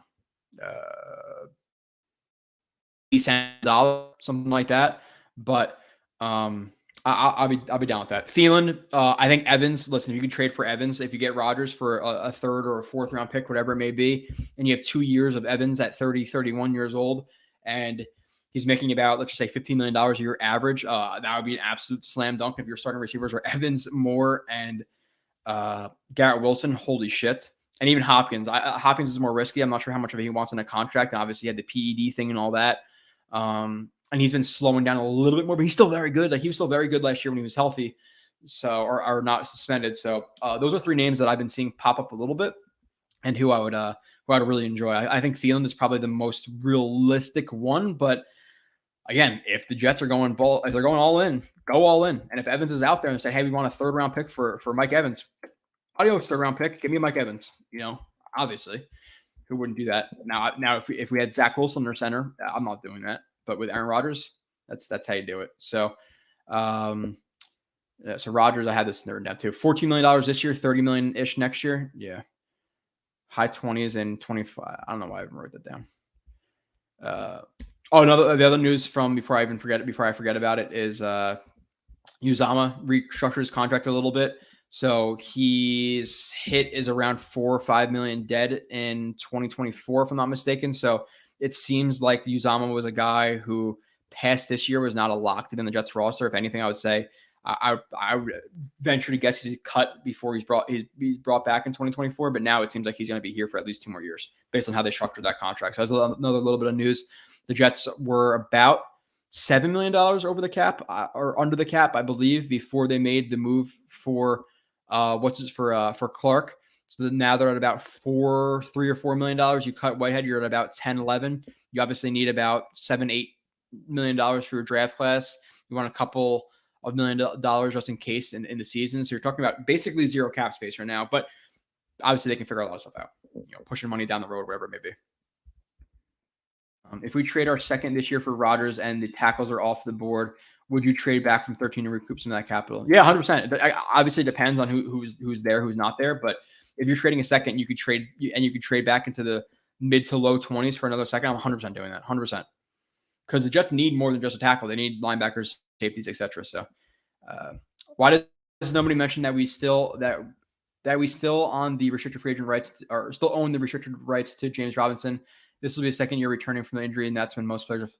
The only thing with that, though, happy tanking is I'm pretty sure. So they would have to tender him, and would make a 2nd round tender, whatever it may be. And you're talking about $3.5 million for James Robinson, who everybody being healthy in the Jets roster is your third or fourth running back. It's just too much money for me to invest in a third or fourth running back. I'd rather draft a guy in the fourth or fifth round. And James Robinson, with all that, didn't seem very overly happy last year when he was benched and he wasn't even active some games. So looking at a guy who they traded for and then a couple of weeks later wasn't even on the active roster, I severely doubt he's back. I do.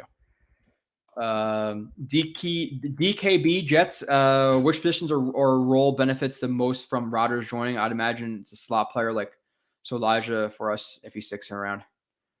Dude, everybody. Like it's so hard to identify which player exactly. Like if I really had to think about it, it would take a while. But the offensive line benefits, the running backs. Holy shit, dude! They're not gonna have 8 or 9 guys in the box against the run game. Like they might have a 5-man box.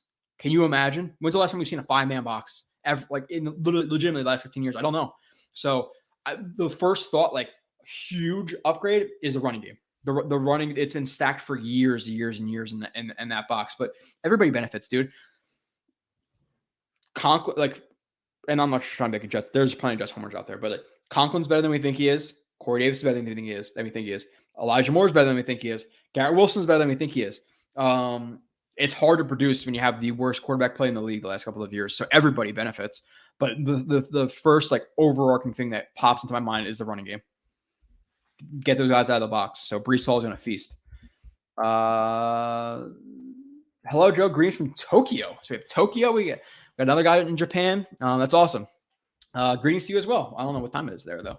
I think morning cup of coffee. So I'm assuming it's daytime for you guys. What's good, my dude? What's up? Eyewitness Jets. First time I've seen that account. I don't know if you change your name or if you're a new podcast or whatever or anything like that. But shout out to Eyewitness Jets. Socrates, Joey, what's up? What's going on? Health.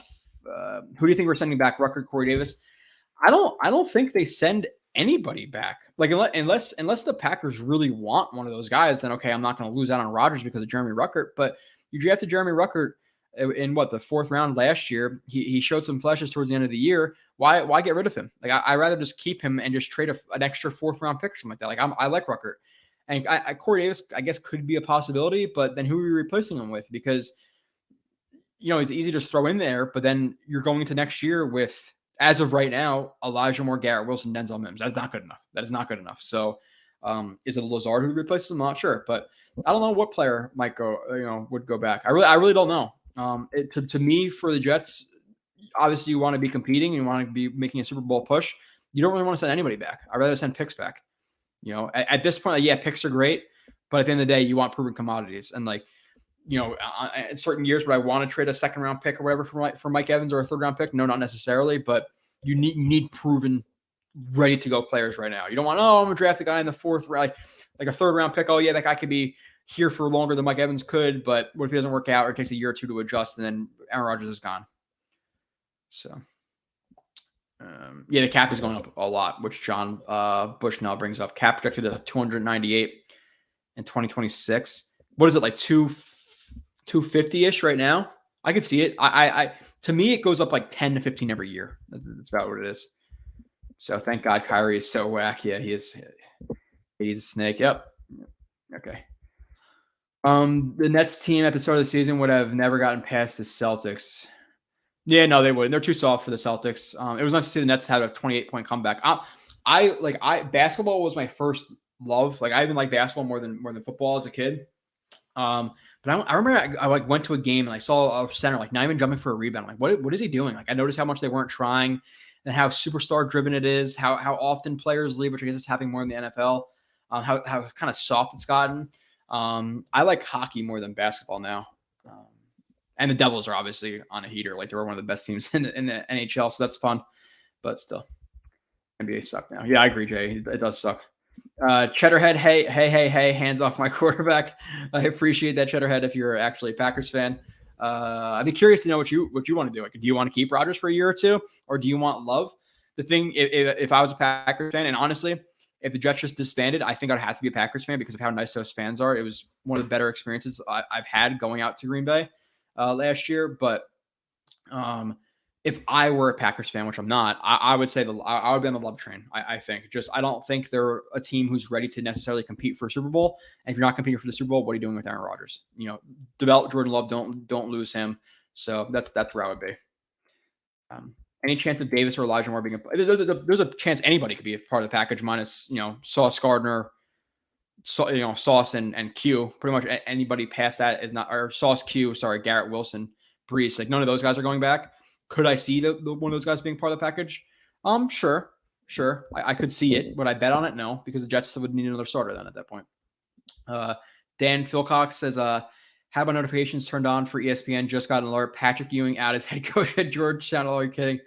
I almost started celebrating. It didn't. And it didn't affect me too, obviously, because I was sleeping. But didn't Schefter tweet out like, and the Jets have made a trade, and then it was for Chuck Clark? Like, why do that? Like kind of a douchey move. But hey, if you want to make enemies out of Jets fans, then by all means, go ahead. That's fun.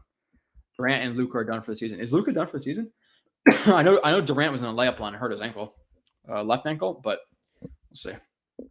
JD is God. Really not collusion because it is known owners don't like guaranteed contracts. Yeah, the owners were pissed at was it the Haslam's or whoever the Browns for that fully guaranteed contract to Deshaun Watson, and they wanted to get rid of that in terms of like not making that the norm for quarterbacks. So nobody's gonna make him nobody's gonna give him a fully guaranteed contract. And again, I think you're paying $45 million for a player who might be worth 30, 35 if you're making him not a running quarterback. So money going to Lazard. It depends on how much Lazard wants. Eyewitness Jets. It's, if he wants 10, 11, 12, okay. $1 million, $1.5 million, $2 million more than Corey Davis. Do I think he's a better player one for more than Corey Davis? I can't. I'll definitely say that. But if it's close in that range, okay. Especially if his comfortability with Rodgers. But I'm not paying Lazard $15 million. There's no way. Tom, Joe, why is it that some people can't the Jets do this, fan, etc. Tom, being again completely transparent. I don't know what the fan is saying. I don't know what Tiki Barber is saying. I don't know who's the other guy, Brandon Tierney, is saying. I don't know what Joe Beningo is saying. I don't know what Donald Reck is saying. I don't know what Russell Swords is saying. I do not follow any of that. Jim, I do not. I just don't. Lazard is maybe the best blocking receiver in the NFL. I'm pissed. Take your word for it. Packers fan, Cheddarhead. I haven't watched Lazard in terms of a blocker, but that's one of the things that Corey Davis, I'm worried about with Corey Davis. Corey Davis is a very, very, very good blocking receiver, and that would be missing an outside zone system. So if Lazard can offer that as well, then that's obviously another piece that nobody's going to care about but me and some other people, maybe the 281 people in here, which is awesome. But you need a blocking receiver, especially in an outside zone system, where it's obviously because then your receivers will be more involved. They're more close to the aiming point. They have to block. So Lazard is going to cost too much for the return. I'd rather have Woods or Robbie. Lazard is not going to be a 4. There's no way they'll bring him in to be a 4. He'll be a starter again, top 3 guy if he is in here. And I can even see Woods being a lower tier 3rd for the Jets. But Robbie, I don't want Robbie as a 4th. I do not want that. He's done. Maybe we should listen to Colin Cowherd and trade Sauce in the 13th pick to move up to 4. Why do people listen to First Take? Why do people listen to Colin Cowherd? Why do people listen to? I don't understand it, especially with the amount of YouTubers the Jets have. And I'm not necessarily saying everybody's my cup of tea, but I would say that most, if not all, are more knowledgeable than all those guys on the radio. So you can have your preference of who you like, but they're all better than those guys. So we have way too many good people to listen to that dog shit. They know nothing. Coward is losing his mind. DKB Jets, the offseason isn't the time to overpay on a wide receiver. Makes sense, but it isn't logical, in my opinion. It depends on who. It depends on who, obviously. Now, again, if you're making a Super Bowl run, is giving a 3rd round pick for Mike Evans for $15-ish million a year an overpay? It's not. Mike Evans, if you went on the market, a guy who's been a consistent, 7 or 8 years in a row of 1,000 yards, a guy who's at least top 10, top 15 receiver in the league, top 20 at worst. You're not overpaying for him. Now, overpaying in terms of Christian Kirk, Zay Jones, Jacoby Myers, no, it's never going to be good. Overpaying in general is not good. If you're talking about overpaying in terms of trading for a veteran to make that Super Bowl run, I don't agree with that. But we're talking about paying Jacoby Myers $18 million. And yeah, no, it's overpaying logical is never good. You're never going to put those 2 words in a sentence structured like that and say it's a good idea to overpay. No, it's not. But it depends on exactly what kind of where you're targeting that comment to, like exactly what direction. I'm not sure. I would love AR and Mike Evans, dude. Mike Evans, and he's a good player, man. He's a really, really good player. You get him with our receiver group, that'd be ridiculous. But again, I think the Jets would make a splash to do that. It doesn't have to be Mike Evans. It could be, and it's hard to say. Like Orlando Brown, even though Orlando Brown might be a little bit overpaid for what he is. I think he's very, very good. I don't think he's elite, and he gets paid like he's elite, or wants to be paid like he's elite, whatever it is. But I don't know. Let's see.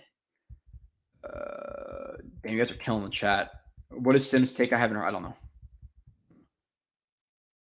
It's done. Joe Benning is a dumbass. Deontay Spencer. I'm not gonna.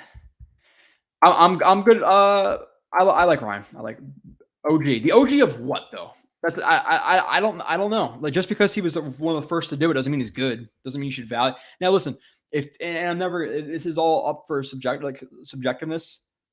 Subjection. I don't know. I don't know what I'm trying to say there, but I guess people could listen to stuff that's entertaining to them while not necessarily taking their opinions for like verbatim and thinking they're the smartest. But he's just not my cup of tea. I don't know. I enjoy WFAN people. I'm sorry. That's YouTube community is infinitely better than radio personality. 100%. I agree with you there. We're lockstep there. Beningo is dumber than a bag of hammers. Manish Mims, dude, stop taking yourself so seriously. Yes, so seriously. So seriously. Let's see. Peter Chestnut. Just because someone is a famous fan, a la Beningo, doesn't mean they know football. You spend hours looking at film. That's appreciated. I appreciate that, Peter. And again, it's all about your preferences. Like I would just say, do whatever you want to do. But if you're relying on a Beningo type for your actual like football knowledge, you are in the wrong place. But Peter, I appreciate you. Thank you. Rodgers to Berrios, TD, Mini, Jordy. Andy, I don't know if you've heard, but Berrios is not on the Jets roster, so he's not here anymore. I was literally watching it's like an 18-minute career highlight video of Aaron Rodgers last night at like 4:30 in the morning. I can't. It needs to happen. Prime Jordan Nelson was amazing. He was. How many touchdowns did Jordan Nelson have? They're like 80-yard slant calls to the house. It's ridiculous. How many? Like he was just so smooth. Like he was never fast. He was never anything. He's so smooth. Good in yak in terms of like finding lane and stuff like that. So you think Roger retires for real? No.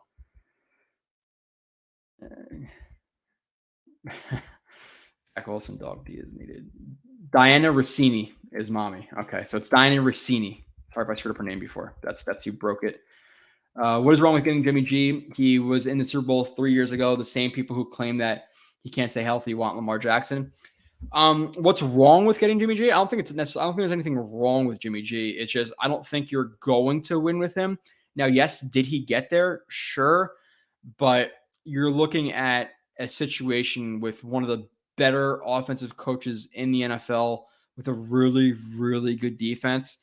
Do I have as much faith in Saleh and in Hackett as I do as in Kyle Shanahan? And Saleh was there 3 years ago with them. I don't. So, yeah, it's possible, but you're looking at a guy who's consistently injured who's going to want $25, $30 million a year. At the point, honestly, and this will never happen, but past the Rodgers type players or even just Rodgers, I almost rather just get like a Jameis Winston and draft a quarterback. And it's never going to happen, but Jimmy G is just purgatory to me. And he's going to be injured at least a couple of games a year. I can't do it. This is par for the course for A-Rod from a young stench. He always slogs things along. And then the thing that's annoying about that to me is, and correct me if I'm wrong, but didn't he say was it last offseason or last season? He said he didn't want to drag things out as long as he did last season. This season, he made his decision last year, March 8th or March 7th. We're now past that date, and he said he didn't want to drag it out. Now, obviously, again, like at the end of the day, it's his decision. It's a life decision. People say, "Oh, just come. It's easy." Like he's moving his life to New York.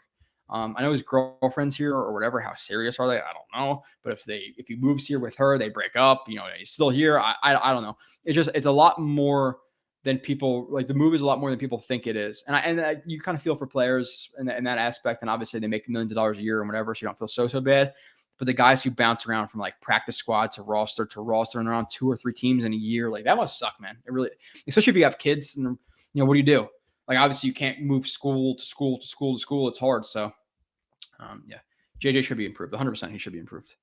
I think JJ is going to end up being a very good run stuffer and an okay pass rusher. Like I think you're talking about a solid starting defensive end who's again consistently up there in the league in terms of run stuffs and just setting his edge, and a guy who's going to get I don't know 6 to 9 to 10 sacks a year, not 10, probably like 6 to 9 sacks, 6 to 8 sacks a year, which again I think is fine. Like I think that's good for a first round pick, a very good edge defender and a decent pass rusher. I just don't see him ever being an elite pass rusher. So, dude is a drunk cop with a personality disorder. Okay, why are you here, Manish? But I'm not drunk. Personality disorder? Sure.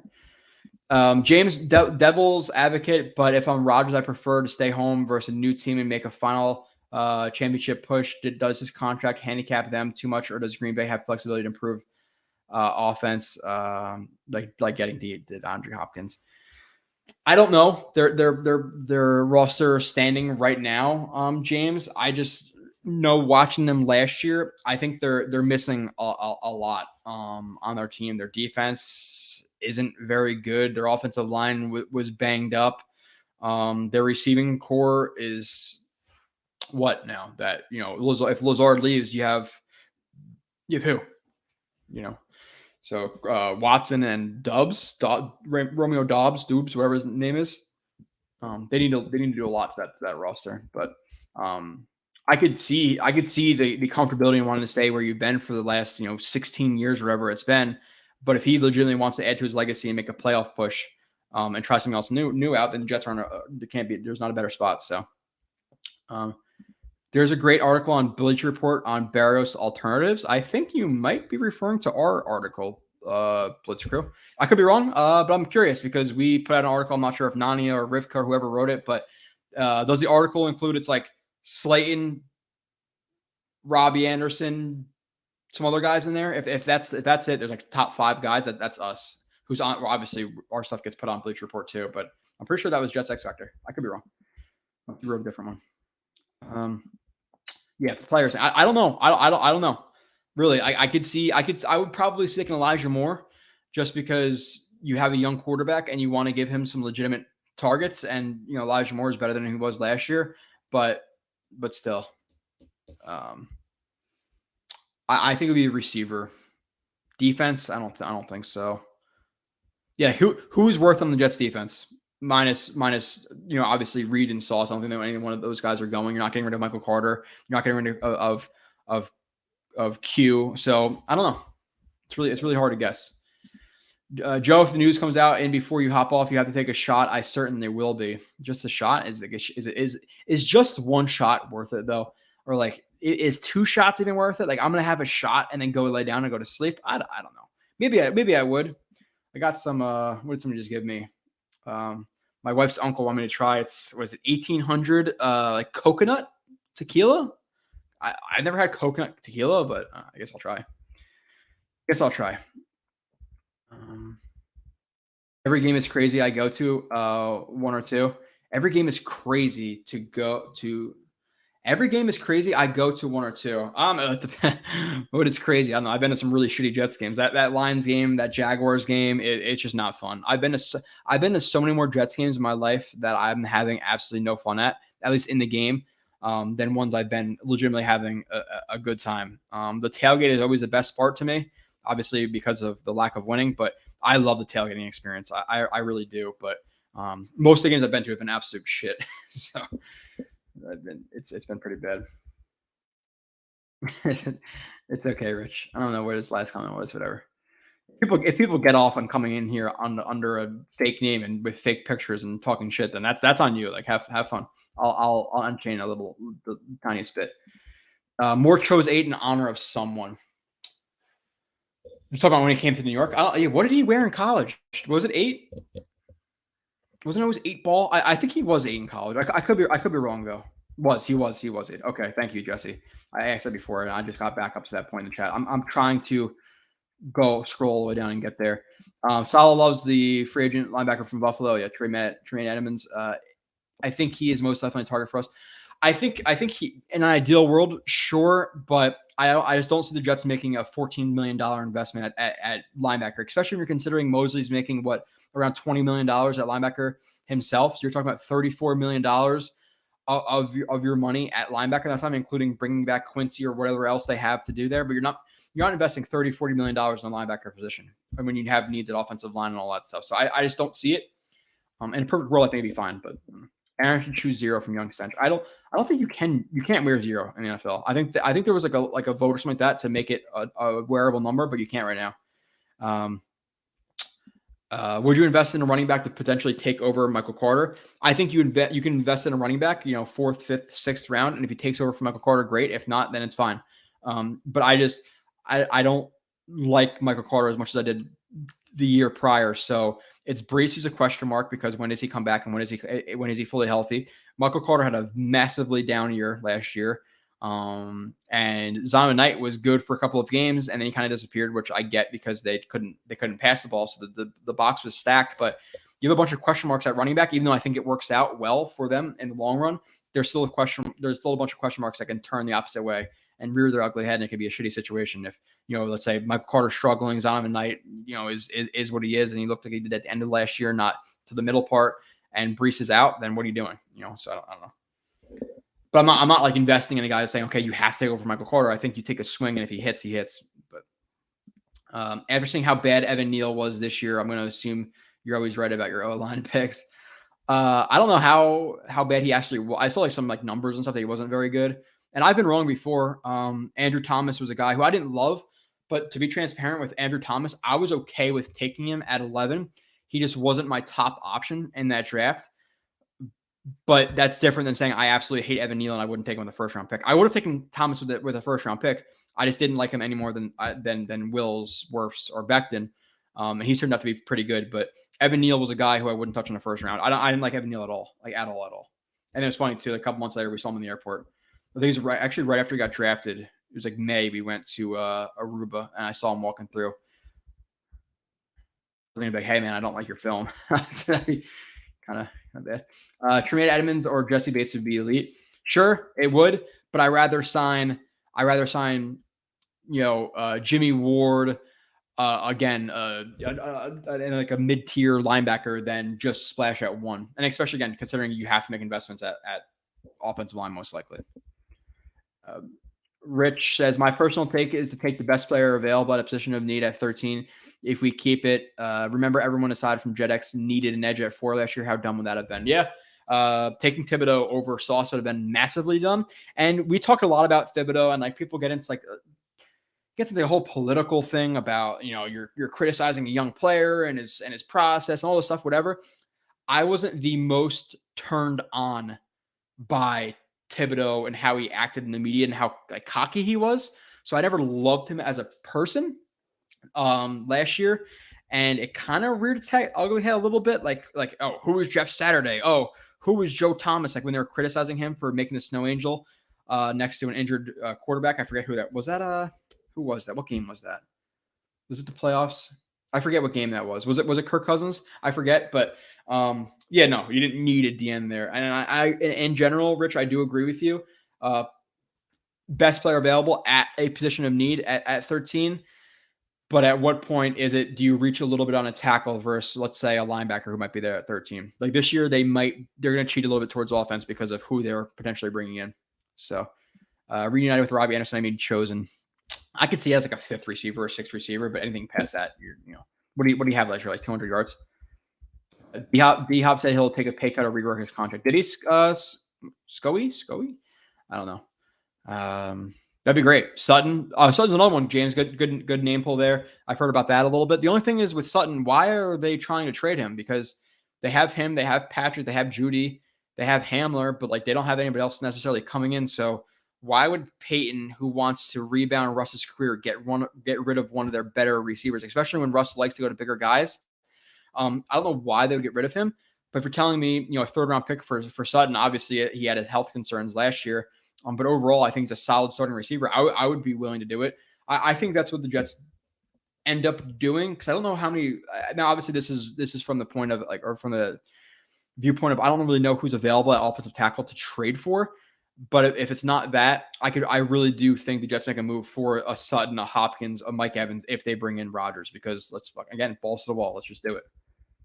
Let's do it. How long will this Aaron Rodgers drama drag on? Hopefully, not longer than Saturday, realistically. But I think I thought it was gonna be today, but I think it's gonna be tomorrow. You just can't. How about Cobb and Lazard to replace Berrios and Davis? Yeah, I think that's realistic. Stewart, Cobb, and Lazard as our 3 and 4. I'm cool with it. Sign Bakhtiari to New York Packers. The only thing is with Bakhtiari, he's owed a lot of money, and he missed what? Did he play in 11 then one game, or one game then 11? I think it was one game in 2021 and then 11 games this year. So we're talking about 12 games out of 34. His last 34 games, not great, So I don't know. Go Pack, go. Yeah, I'm cool with that. I have no problem with the Packers. Like I cannot believe how nice they were. Like I always heard it. I'm like, yeah, right. We'll see. Like I always thought, like, oh, people from like Arizona will definitely be nice. I didn't expect to get a fucking hot dog thrown at me at the Arizona game, but I did. But going to Packers, man, their fans are awesome. And legitimately, if the Jets just disbanded, I'd probably root for the Packers. But the only problem with that would be I'd have to move to Green Bay because I have to go to games. So it'd probably be the Ravens. I don't know what I would do. I don't know. And win the NFC, AFC, A-Rod, yeah. Peter, I got it. I think. I'm sorry if it's slipped, but I am new in this chat. Scoey. I don't know what you're doing. I appreciate you for being here for the first time. Rucker would be bummed. He would be bummed. His dad would be bummed. I just don't want to get rid of young offensive players who can develop for Rodgers. Just throw them an extra pick. Like if it's a 4th round pick or Rucker. Well, hey, we just drafted Rucker to give him the fucking 4th round pick. I don't know. Sam Joe B-ball was my gateway to the way the game it's called nowadays. It's such a boring and soft sport. Yeah, it's bad. It sucks, man. I grew up and it was Jason. It was Jason Kidd, Kenyon Martin, Keith Van Horn, Robinson, Alonzo Mourning, all of those guys, and then Vince Carter was always my favorite player. He was on the Raptors. I just loved obviously like dunkers and stuff. And then he got traded to the Nets, and I was like, holy shit. And then correct me if I'm wrong, but a little bit again. Grab back into the past here. I'm pretty sure his first shot, he came in on a timeout, and he nailed like a fadeaway 3 against the Pistons. I was like, holy shit, dude. and then just took off from there. My guy, and then it all fucking fell apart when we traded Richard Jefferson for Bobby Simmons and Yi Jing Long, whatever the hell his name was. Devin Harris era, 12 and 70. Yeah, I've been through some shit with them too. My guy Joey Breakdown's getting pumped, bro. I'm pumped but very nervous. Like I'm just waiting because like it's either going to be so fucking awesome. We have Aaron Rodgers for 2 years, or a complete and utter blue ball where I'm going to be depressed for weeks. Like, and it's not, and it's for all of us in here, 255 people in here who've been watching a shitty quarterback play forever. And for me personally, it has sucked the last 10 years to do like, and then less than 10 years, but about 10 years, like doing podcasts and breakdowns and all that stuff, and watching Sam Darnold and Zach Wilson and Josh McCown doing breakdowns. Like, how annoying that is. Watching Aaron Rodgers would be such a breath of fresh air. So, yeah. Mr. Blewett, you the truth. So would A-Rod be a 1 year Favre thing? How many years? I think it's 2. I think if he comes to the Jets, it's 2. At the end of the day, I see it being 1 with how weird he is, and maybe it's a down year, sure, but I would venture to guess it's 2, and you hope for 3. Cheddarhead, my love jersey will be delivered to my house Monday. I fucking love Aaron Rodgers. I was thinking about it because I don't want to buy a Rodgers jersey for only 2 years. Now, obviously, if he wins the Super Bowl, I'll buy it. But I was thinking, I don't have a Namath jersey, so do I buy a Namath jersey and just wear the Namath jersey? It's kind of like you're kind of giving some credit to both guys. Not both guys, but if Rodgers wears 12 for the Jets, you wear the 12 Namath jersey? I don't know. I just don't think I can buy a jersey. Schefter mad he doesn't have access to A-Rod or JD Circle. Yeah, didn't Rodgers call out Schefter and Rappaport like a week or 2 ago? Like, they don't know shit. Like, anything they tell you, they are absolutely lying to you. Why do you all want Robbie? Yeah, no, I don't. And his name isn't Robbie anymore. I'm pretty sure it's Chosen Anderson. I don't want him either. Young Stetch. If he was what he if he is what he was a couple of years ago with the Jets, then sure, but no. What the fuck would we do at 4? Saul said if we get Aaron Rodgers, there is a package deals. Saul said if we get A-Rod, there's package deals all over the place. I don't know what that means necessarily, unless he's referring to like we're gonna trade for other guys too. I'm not sure. What is he like? Is he like streaming or something like that? I don't know. Oh, he's on a stream right now with Brees and Garrett Wilson. Okay, what's Sauce YouTube's channel? Yeah, I don't know either. Just go to his Twitter. MJ Dunn. I'm sure it's he promotes that shit all the time on his Twitter. Does Bam Knight return kicks now? As of right now, I am penciling him in for that. I just don't know about punt returners. Mansa, Deshaun, NY, New York Knicks. I guess you're too young to feel old, Joe. I'm 30. I just turned 30 a couple of weeks ago. So yeah, it's starting to hit me. It's starting to hit me a little bit, but.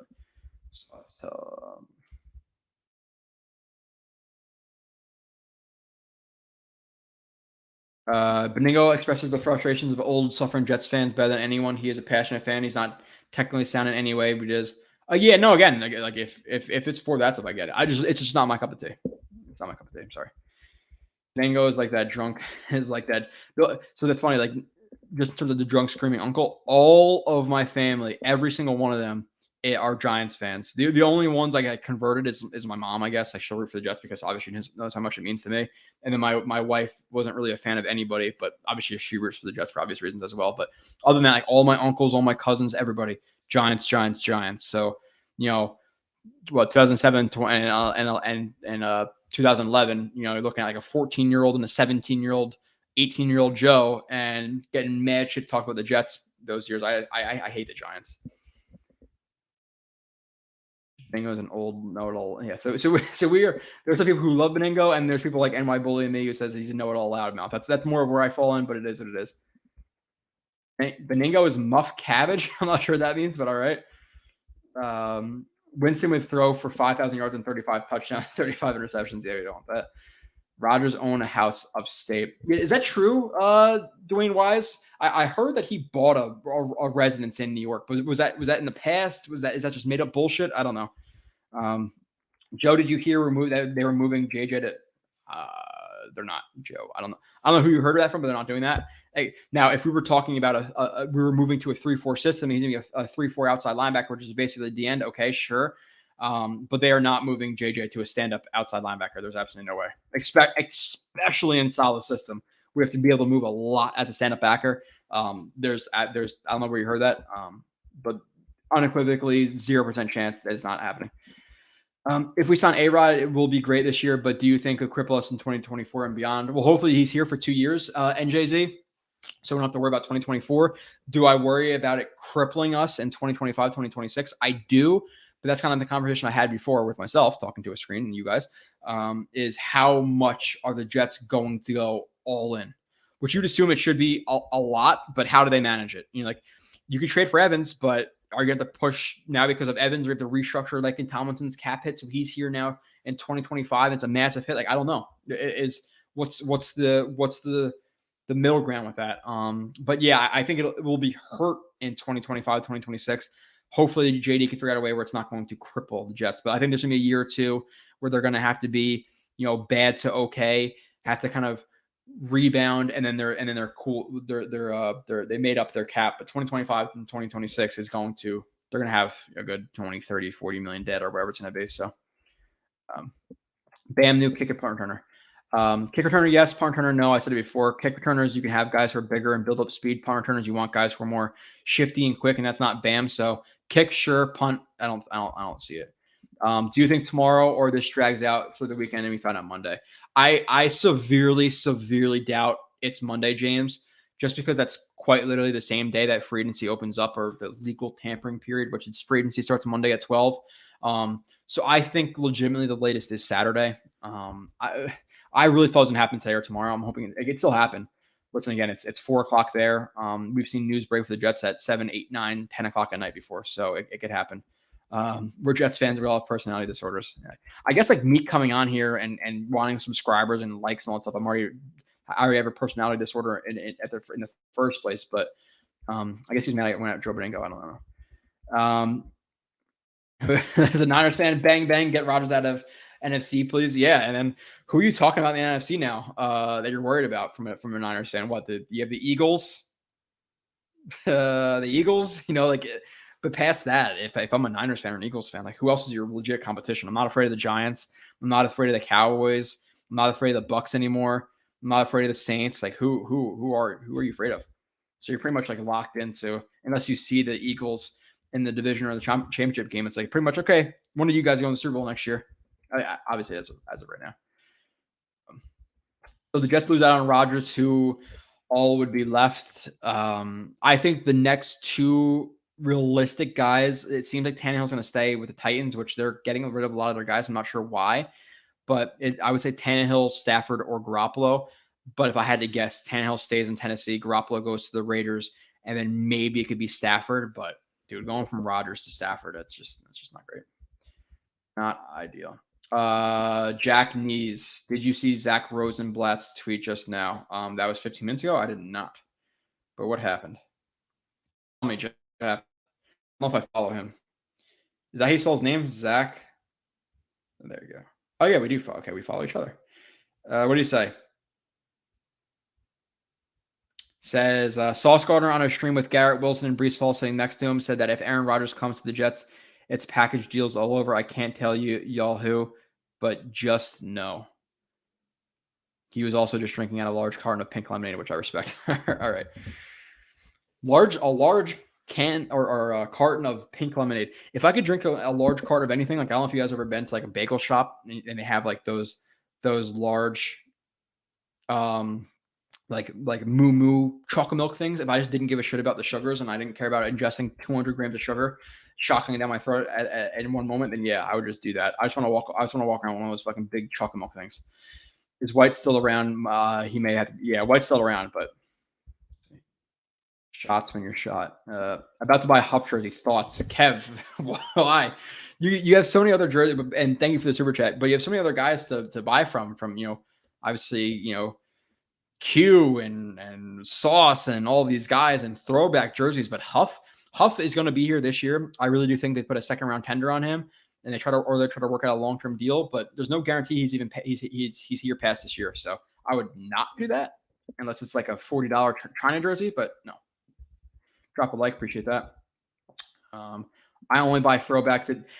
Melvin, that is the best way to think about it, and you're a smart man. But and I think the same way until they draft Sauce. I'm fucking buying a Sauce jersey. I'm buying a whoever jersey. I get too excited, and then I end up just ordering it. Nah, who cares? Whatever. Kiddled Haggis. Appreciate all the content you guys at JetX have to put out. Viewing from Scotland. Awesome. We got Tokyo. We got Japan. We got Scotland. That is awesome. So Kilted Haggis. I appreciate you. I was in. Well, not Scotland, but I was in Ireland when I tried blood pudding, which is completely different than I thought it would be, but still close enough. Which, by the way, props to you, Killed Haggis. I actually heard that Scotland is better than Ireland, so I plan on visiting Scotland. Ireland, sorry if I offend anybody, I am a decent amount Irish, but wasn't the best country I've ever been to. Let's see. Okay. Blitz Crew, $5 super chat. Appreciate that. Get some sleep. AR is waiting for that to make the announcement. I was referring to your article. Okay. Yeah. So I appreciate that. Appreciate you checking us out on Blitz Report. I know that I'm going to get off here in 10, 15, 20 minutes, and then Aaron Rodgers is going to get traded. And I'm going to have to come back on a stream, which at the end of the day, if I have to go to work on 3 hours of sleep because Aaron Rodgers is a Jet, I'll get over it. I'll figure it out. I'll get over it. Katie, what's up? All right, I'm not gonna bring that one up. Do you think Najigba is it Jackson Smith Najigba? Is that how you say it? Najigba? I don't know. I call him Jackson Smith, JSN. Makes it to the second. I don't. Based on what I've watched, again, passively watching him, he's too good. He's too good of a route runner to make it to the second. O-line was playing hurt, but that's the NFL. Yeah, that's true. But still, at the end of the day, and like there's people out there last week who were saying, oh, well, because Brown is back, cancel out the Jets taking a tackle at 13. So we're not going to take a tackle at 13 because of Becton, who hasn't played a game in 2 years, pretty much. A 38-year-old tackle who was injured last year, and Max Mitchell, who was good for a third round draft pick. He was good for a third round draft pick, but he still wasn't good. Like he wasn't a good starter. He wasn't even a decent starter. He was below average to bad. But again, relative to expectations for him being such a young, or being a rookie, yeah, he played fine. But you don't want him as a starter, penciled in starter. No way. Yeah, they got to figure that out. So let's see. Aaron Rodgers, NY Jet, that's going to be legendary. Harold. What's up, Harold? I don't know if I've seen you in a minute, but I appreciate you being here. Yeah, it's going to be a lot more fun than watching Zach Wilson the last couple of years and arguing about if we should keep Sam Darnold for a third year, right? Was it a third year? No. We're arguing fourth year, right? First year, second year. Yeah, it was okay. So we were arguing keeping him for the fourth year, not third year. Why is that every draft? Yeah, I feel the same way, Dave. Not necessarily about other drafts, but this draft, everybody's talking about what? Tight end, corner, and there's another position everybody's talking about. Tight end, corner, and like D end. It's like, oh, so deep. And we need none of those. None of those. Hey, Joe from Jets Mess. What's up, Jets Mess? Chris Turner, what's up? Rich, man, I hear you, Joe, but I don't want to reach anywhere. You and Kyle were firm on wanting Sauce, and everyone thought at the time DB wasn't a need. That's one thing. Like I was definitely early on the Sauce thing, and that's why I bought a jersey, because we were talking about Sauce in January, and everybody's like, dude, you'd be lucky the Jets took him with the 10th pick overall. There's no way the Jets make a corner at 4th. I'm like, okay, we'll see. Because the guy is the second best player in the draft to me. So if they're not going to take him, then don't take him. But that'd be pretty stupid. Again, it was Hutchinson 1, Sauce 2 in the entire draft for me. So I'm very happy with Sauce. And even now, if Hutchinson versus Sauce, I'll take Sauce over Hutchinson. But I didn't expect Sauce to be a legitimate top 5 corner in his first year in the NFL. Like that's obviously ridiculous. Balls to the wall. Let's do it, Joe Blewett 2023. I think I say balls deep more than balls to the wall, but yeah, I don't know. Balls, Joe Blewett 23. Let's see. I just know Rodgers has to decide by Tuesday. No, Monday. Sneakers to boots. Not even Tuesday. And realistically, he's not going to decide on the same day free agency opens. It's the decision's coming by Sunday. I would say Saturday the latest, but maybe that's more hopeful. I don't know.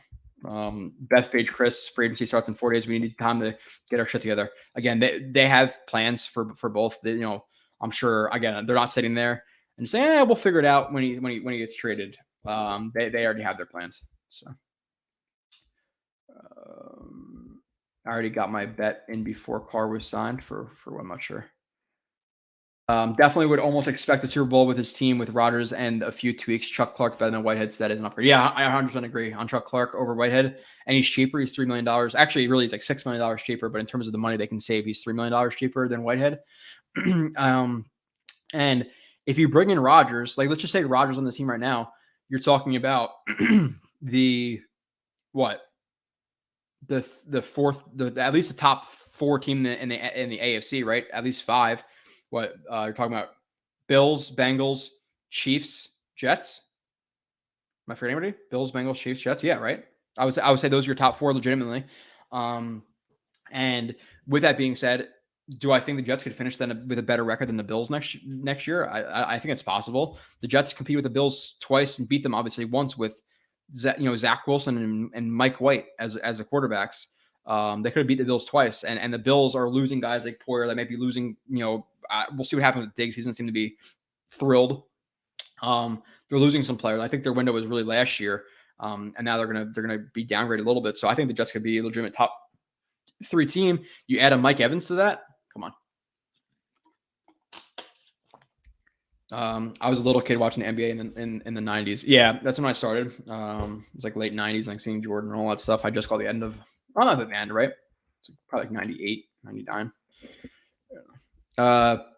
Sneakers and boots. If we don't get Rodgers, I'd feel so bad for the Jets content creators. You guys invest so much time, dude. And just hours and hours and hours of watching film and breaking down fucking throws from Gardner Minshew. I can't do it, man. I can't do it. D-Hop or Lazard if you're asking me who would I rather want, it's DeAndre Hopkins for sure. But now with that being said, is Lazard not going to cause a draft pick and all that stuff? Sure. But again, balls deep, DeAndre Hopkins. Appreciate that, Radilla. Green Bean says it's going to happen at 8:15. All right. 50 minutes. That's cool. I'll be sleeping hopefully. Marvin Guns, $5 super chat. I don't see any. Oh, I see it after. Okay. Will AR affect the O-line? I appreciate the super chat, Marvin. 100%. I just said it before. It's how many times the last 10 years have team just stacked the box 8 or 9 guys because the Jets, the only way they can move the ball is running. Like that one quarter against the Pats, quarter 3 we had 2, or no, was it the half or was it quarter 3? We had 2 inches per play. Why? Because we couldn't run the ball because they were stacking the box with 8 or 9 guys. So it 1,000% affects the offensive line in terms of run blocking, stringing more guys free, calling out protections, them being confident in their quarterback. It definitely affects the offensive line to have a better quarterback back there. 100%. Competent pocket mover. Zach Wilson was not that. So yes, it definitely. Where would you rank Rodgers among AFC quarterbacks, top 5, top 3? I said he's a 5th or 6th best quarterback in the league. So he's at least top 5, but you're talking about obviously, really all the top quarterbacks are from the AFC anyway, right? Right? Mahomes, Burrow, Allen, Herbert. You could argue Lawrence. You can even argue him over Herbert or Allen in certain games, certain years. If Rodgers bounces back to MVP type form, and Allen is what he was last year, he's better than Josh Allen. So I would say 5th, like just to be comfortable, he's the 5th best quarterback in the league, and that's still the 5th in the AFC. Maybe 6th. Again, argue Lawrence over him, but I'm not taking Lawrence over Rodgers this year. I'm not. So, and again, you're always gonna have Mahomes and Burrow, but if you're telling me he outperforms Josh Allen next year, I'm not losing it. If you're telling me he outperforms Herbert next year, I'm not losing it. There's no way. So, Vladdy P. Lamar and the Redskins would be insane. Obviously, it's the Commanders now, but I get it. Who cares? Whatever. Yeah, but is their offense built for it? They have some good guys. They have they have Dotson now. They have McLaurin. I don't know how their offensive line is. They're pretty far away. So I think his best bet is probably just to stay with the Ravens. But is their relationship fractured? But with all that being said, if he wants a fully guaranteed contract, I don't think anybody in the NFL is really going to give it to him. So is he mad at the Ravens for no reason? Is he expecting too much? I don't know. But on the Commanders, I think if it would me personally, if I was Lamar Jackson, which I'm not, obviously, we look quite different. I would rather take the Ravens than the Commanders, especially talking about Harbaugh versus who is the Commanders' head coach right now? I completely forget who their head coach is. Somebody's gonna tell me. I'm 10 minutes behind the chat, so someone will tell me. I completely forget who their head coach is right now. There's so much shit going on. Chocolate milk is the greatest beverage ever. Depending. But I would love nothing more than just walking around with a gallon of Moo Moo chocolate milk. But again, I just know what that does to you. AR affects the whole team. He improves the O-line, receiver, tight end, the defense. They can start trying to pick some balls off, force some fumbles. He affects the whole team. 100%, Mojo. 100%. You guys get Hall of Fame game tickets. I was thinking about it, but the problem is if I'm going to 8 or 9 home games, if I'm going to go to the Giants-Jets game, that's 10 games. You're talking about 2 preseason games potentially. That's 12 games. You're talking about flying to Dallas. That's 13 games. I don't work Monday through Friday 9 to 5. So getting off, there's 2-3 months in a row where I have to get off every single Sunday, whether it be personal days, comp days, switching with other dudes. It's not so easy for me all the time. I wish for that reason, or at least part of the reason, I wish I had a 9 to 5 job that's awesome, off every Sunday. But I don't know if I can pull off the Hall of Fame too. I'd rather go to Dallas than the Hall of Fame. That's just me. Let's see. We get Rodgers. I'm doing ayahuasca. All right, Chris, come over. We'll both do it. Why not? We'll both try it out. It'll be a fun 20 minutes. Mac and Zegan, Holy Cross, $5 for chat. Appreciate it. Question: I think if the meeting had a bad code, we would be hearing more coming out about the interest in other QBs. I feel them being quiet is good. And how much do you believe in reports, Mac? It depends on where it's coming from. A lot of smoke screens and stuff. But what we heard from Diana Rossini, right? That's how you say her name. Her tweet. Was that her tweet? I think it was her tweet. Not verbatim, but it pretty much read that, or was it? I don't know if it was her. I'm sorry, but somebody said, maybe Diana, that the Jets were hopeful when they went to visit with Rodgers, and they came away confident or more hopeful, whatever it is. But how they let it out, basically they're like, okay, hopefully we get him. After the meeting, they're like, I think we're fucking getting him. Pretty much. That's what they were saying. So the Jets are pretty confident right now that they're going to get him, if you believe the reports. But I agree. Everything I've heard so far seems like the meetings were positive. No way he retires silly stuff yet. No, he's not. Ronald was the 3. What's up with Sauce's tweets talking about package deals? I think he's talking about like trading for other guys too, which again, Mike Evans, tackles, whoever, Bobby Wagner, which obviously don't have to trade for, but nonetheless. Rodgers, Bakhtiari, and Jimmy Ward were beyond set. Bakhtiari, I just thought I have to look at his contract and see exactly how they can get out of it. But the thing is, with Bakhtiari, how much are you investing in him? Again, 12 out of the last 34 games. Is he your locked in, penciled in left tackle starter? I don't think you could do that. But then you have him at whatever he's making, Brown at $10, $11 million a year, Becton on his 4th year of his contract. Like, how many question marks are we going to have? Like, you want some continuity at some point? I don't know. So I don't know. Rucker part of deal, I don't know. $60 million guaranteed, buys a lot of ayahuasca. I think if he signs, I'm going to go back and listen to the podcast with him and Rogan. I definitely want to do that. I think I already listened to it, to be transparent.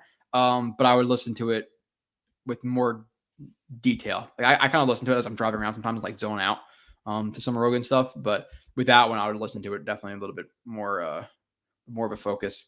Having the draft deep at positions we don't need is good. Jody is smart. That leaves players. Yeah. Harold, that's one way to think about it for sure. Now, obviously, I would say like just in a vacuum, like I'd rather have the positions we need be deep in said draft. But I also 100% get that. Okay, being really deep at D end is gonna push a linebacker down to us later on. I get that thinking. I do. Dwayne Robertson was a bad choice. Dwayne Robertson was a worst pick. Yeah, he was a bad one. I was pretty young for that one. I still think like we've had some busts, and obviously Zach Wilson is a huge bust. But like, does much top Hackenberg being a 2nd round pick and never seeing an NFL snap for the Jets? I'm talking about meaningful NFL snap, not preseason. Like I don't know if I've ever seen that ever. Jets leave Prague the Bills with A-Rod. I kind of agree with you, Mojo. I think the Jets would win the AFC East with Rodgers. So Chuck Clark for a 7 is very good value, very very good. And obviously it was overblown today because of everything else that's happening or not happening or waiting to happen. But Chuck Clark is just a solid safety. He's not great. He's not bad. He's smart. He's where he's supposed to be, but he's just not an amazing athlete. If you put him in a really good athlete's body, he'd be one of the better safeties in the league. But I'm happy he's on the team now. Rich says, I think people will disagree, but my opinion is every team has holes. We get Rodgers. I think we're in a great position to take best player available. Just my opinion. It depends on obviously, like where. Obviously, Rich, but you said you acknowledge that it's at position of need, and every team does have holes. The Chiefs winning Super Bowls didn't always have the best offensive lines. Obviously, it improved this year, but like they're not a star-studded defense. They don't have star-studded linebackers and safeties and all this stuff. So yeah, we might have to go through next year with, I don't know.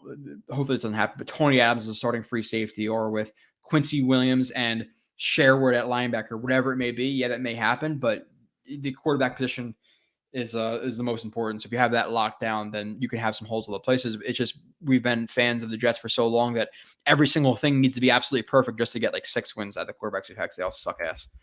So a little bit top 2 and not number 2. Steven T, love you, Joe. Appreciate that, Steve. Mojo is exciting to see the Jets actually going for it, even if we don't get him. No.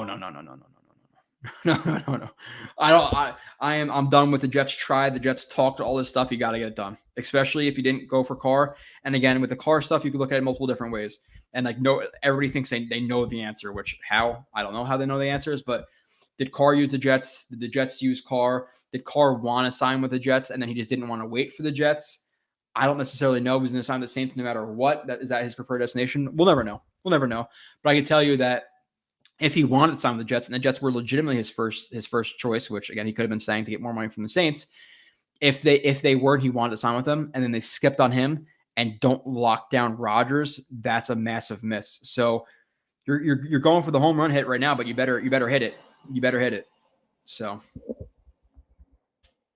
Joe, where would you rank Lamar in the AFC? So this depends greatly on how you use him. Is he going to be used Lamar Jackson Ravens style, or is he going to be kind of what's the word I'm looking for? Like neutered in terms of running the ball. In general, I think he's probably 6th, right? Am I forgetting anybody? You have Burrow, Herbert, Mahomes, Allen. Rodgers is in the AFC now because he's going to get traded in 5 minutes.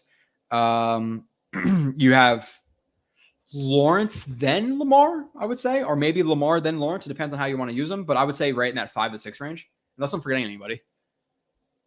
I don't think I'm forgetting anybody, right? I don't know.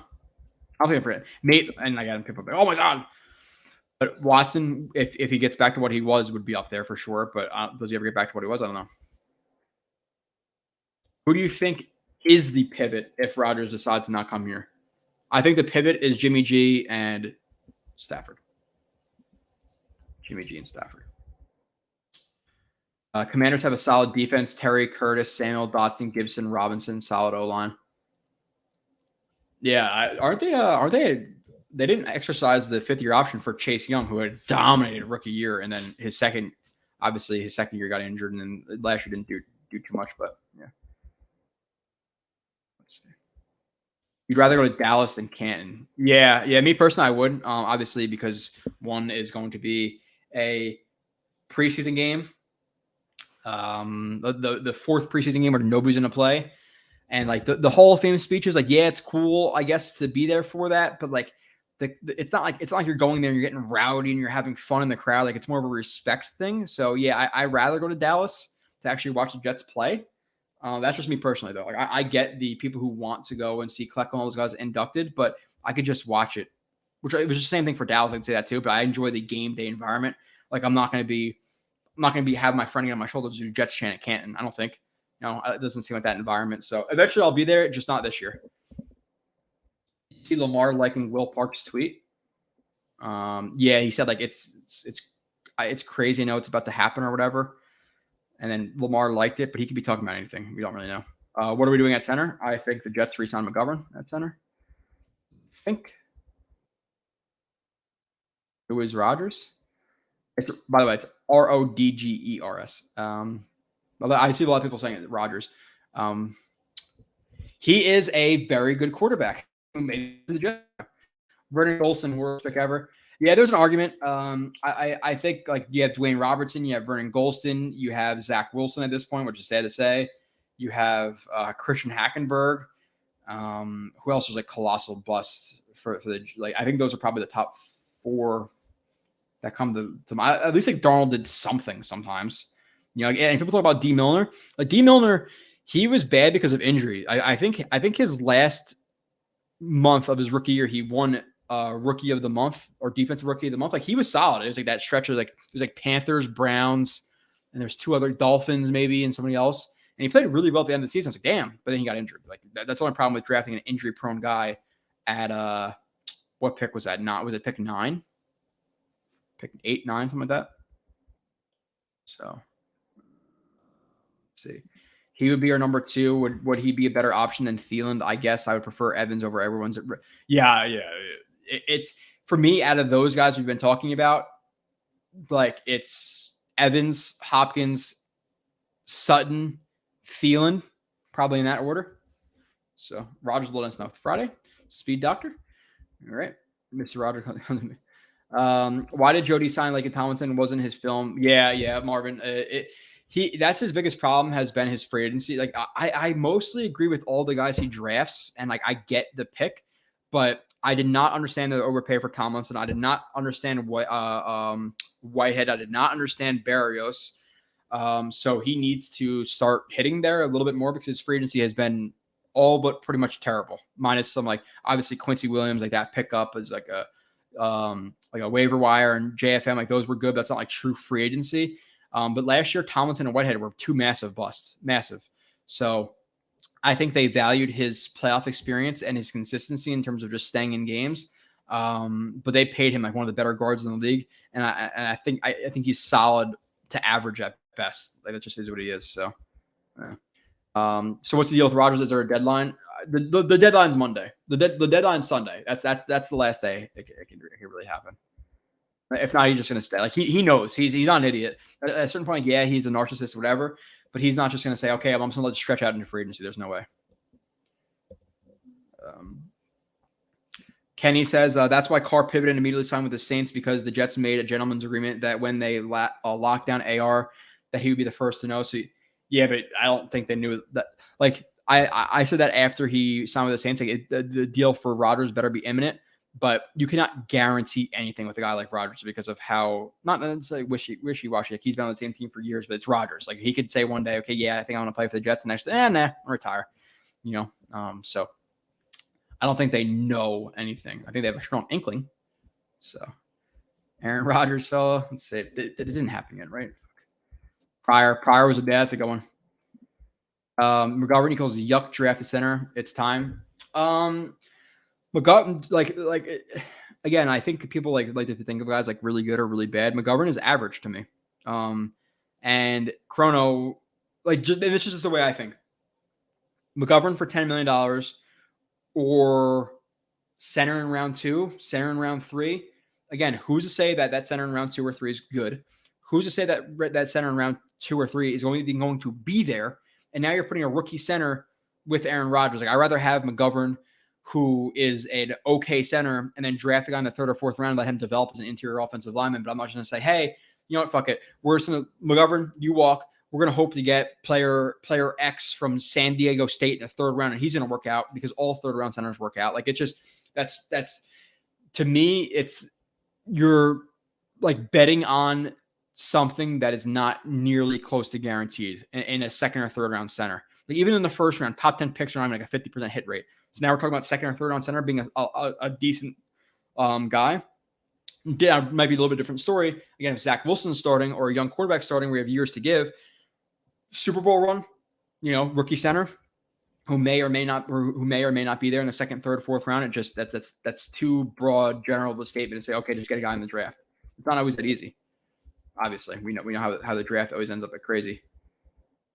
Stafford is fine. What is his health status? Yeah, good question. Blair Thomas. Yeah, when was Blair Thomas drafted, guys? Late 90s, really early 2000s. Like that was a little bit out of my range. Like, I was watching, but I wasn't watching the NFL draft at that point and stuff.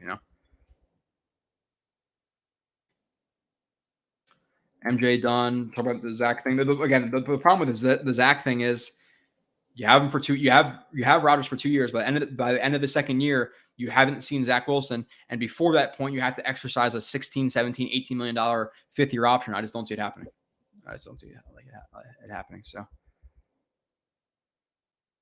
hope Jets X Factor. If the Jets end up, name is Joe. Jets X Factor. If the Jets end up bundling this trade for Aaron Rodgers, then do you call for the firing GM, or do you still give him a chance? You still give him a chance to rebound from this. But you can't just say, okay, well, you didn't land him, you're fired. It would be a very big hit if he misses out on Carr and Rodgers. He'd be fighting from behind. That's for sure. Fighting from behind, but just got here. The news has to come tonight or tomorrow. Am I right? Yeah. Anthony, I said the same thing. And I think we all think that because obviously free agency starts on Monday. I think realistically the last day is Saturday, but I really think it's going to come. Looks like tomorrow at this point. It's already 8:00. I don't know. I'm watching your channel as a Dolphins fan. I appreciate that. Oh, okay, so you said Jets X Factor. You don't really know. I appreciate that. But no, you're not going to – because Joe Douglas has made plenty of good moves, waiver wire pickups, Bryce Huff, obviously JFM, Quincy Williams. Listen, last year he drafted, defensive rookie of the year, offensive rookie of the year. He would have drafted another offensive rookie of the year. You can't really have two, obviously, but Breece Hall was going to win it even before Garrett Wilson has. So he's been good at waiver wire, right? Waiver wire, excellent. Trades, ridiculously good. Draft, wishy-washy first year. But the last 2 years, I'll take it. Like I like Elijah Moore. I like ABT. I like what he did last year. So you're talking about the draft, maybe not an A, but a B+, A- at drafting so far. He's really fucked up in terms of free agents. So hopefully he rebounds from that. And at the end of the day, like it's not a results first or it is a process first results thing. Like the process of drafting Wilson's never gonna be bad to me because everybody thought he was a consensus QB2. It didn't work out, but the process to draft him wasn't bad. It's not like he reached for some guy in the top 10 who people thought would be a second round pick. Like he was a consensus number 2 quarterback. And people say, oh, Justin Fields, all this stuff, but I'm pretty sure it was like 23 out of 23 NFL GMs who were interviewed anonymously said they would drafted Zach Wilson too at that point, like before the draft. So the process wasn't bad of drafting Zach Wilson. Sometimes shit doesn't work out. Obviously, we how many quarterbacks in the top 10? Not even in the top 10, but like obviously a bunch of busted quarterbacks. We've seen plenty just on our time. Copel's over Chandler. Yep. Yeah. Copel's over. Did Melvin Ingram go before him did Melvin Ingram go after him? Because I really wanted Ingram in that draft. We needed the end. And obviously Ingram worked out much more than Copel. Copel hasn't played a game in, 10 years? Right. Probably obviously less than that, 7 or 8. McGovern stays healthy, but average. Yeah. And again, like kind of what Rich said before, not exactly the same thing, but average or having Holsmer is sometimes okay. Like having the average known on the offensive line for me is okay right now because, again, average and known. When past that, you have left tackle, right tackle, question mark. So I don't want question mark, center, question mark. It's just too many questions. Just he's average, bring him back. I'm okay with it. You have him, you have Tomlinson, you have AVT, you have Brown, you have Becton, you have Mitchell. Bring in another first-round pick, a swing for a big guy in free agency, whatever it may be. But I don't want a ton of question marks. Kyle Wilson. But he was what, pick 30 or something like that? Yeah, 30. Darren Lee, obviously another big bust. But he's not up there with the, he's not up there with the freaking what's the names of the world. Jesus, what's the guy's name? Brendan Golston. Thank you. Somebody told me. Thank you. Milner was a bust. He's an injury bust, but yeah. Oh, 1990 second pick. Okay. Yeah, so I was negative 3. So I was wrong. See, that's why I don't really know when Blair Thomas was drafted. McGovern sucks. Draft Jarrett Patterson. He's the best there and somehow ever under the. What do I know though? Yeah, again, it's just when is he getting drafted? Like if you're to say, okay, draft Jarrett Patterson in the second round, and we're pick 40. What are we in the second round? We're pick 13, so we're probably pick like 45. Let's just say 45 in the second round. I don't know exactly when it is, but what if he goes at 42? Or if he goes at 35? So like that's risky for me. Let's keep moving down. I'm almost caught up in the chat. Still nothing going on. In terms of one last check for the happen. Nope, son of a bitch. Okay, let's see what you guys are talking about. I need rest. Let's get Rodgers. If you need rest, we don't need Rodgers tonight because I'm not gonna get rest either. I think a deal gets. Yes. I think it's tomorrow. I thought it was today. So I was obviously maybe I'm wrong, but Friday or Saturday has to be the latest, man. It has to be the latest. No chance for Rodgers. I don't know what that's about. But appreciate everybody. Got to jump off here. Again, almost a 2.5 hour stream, whatever it may be. Whenever the news does break, obviously, as long as it's not tonight in the next hour, I will be on streaming after it. So I plan on seeing you guys in the next day or two when hopefully Rodgers is traded for. But until then, enjoy yourselves. Don't go too crazy refreshing Twitter like I will be. But I definitely appreciate you guys, and I will see you soon.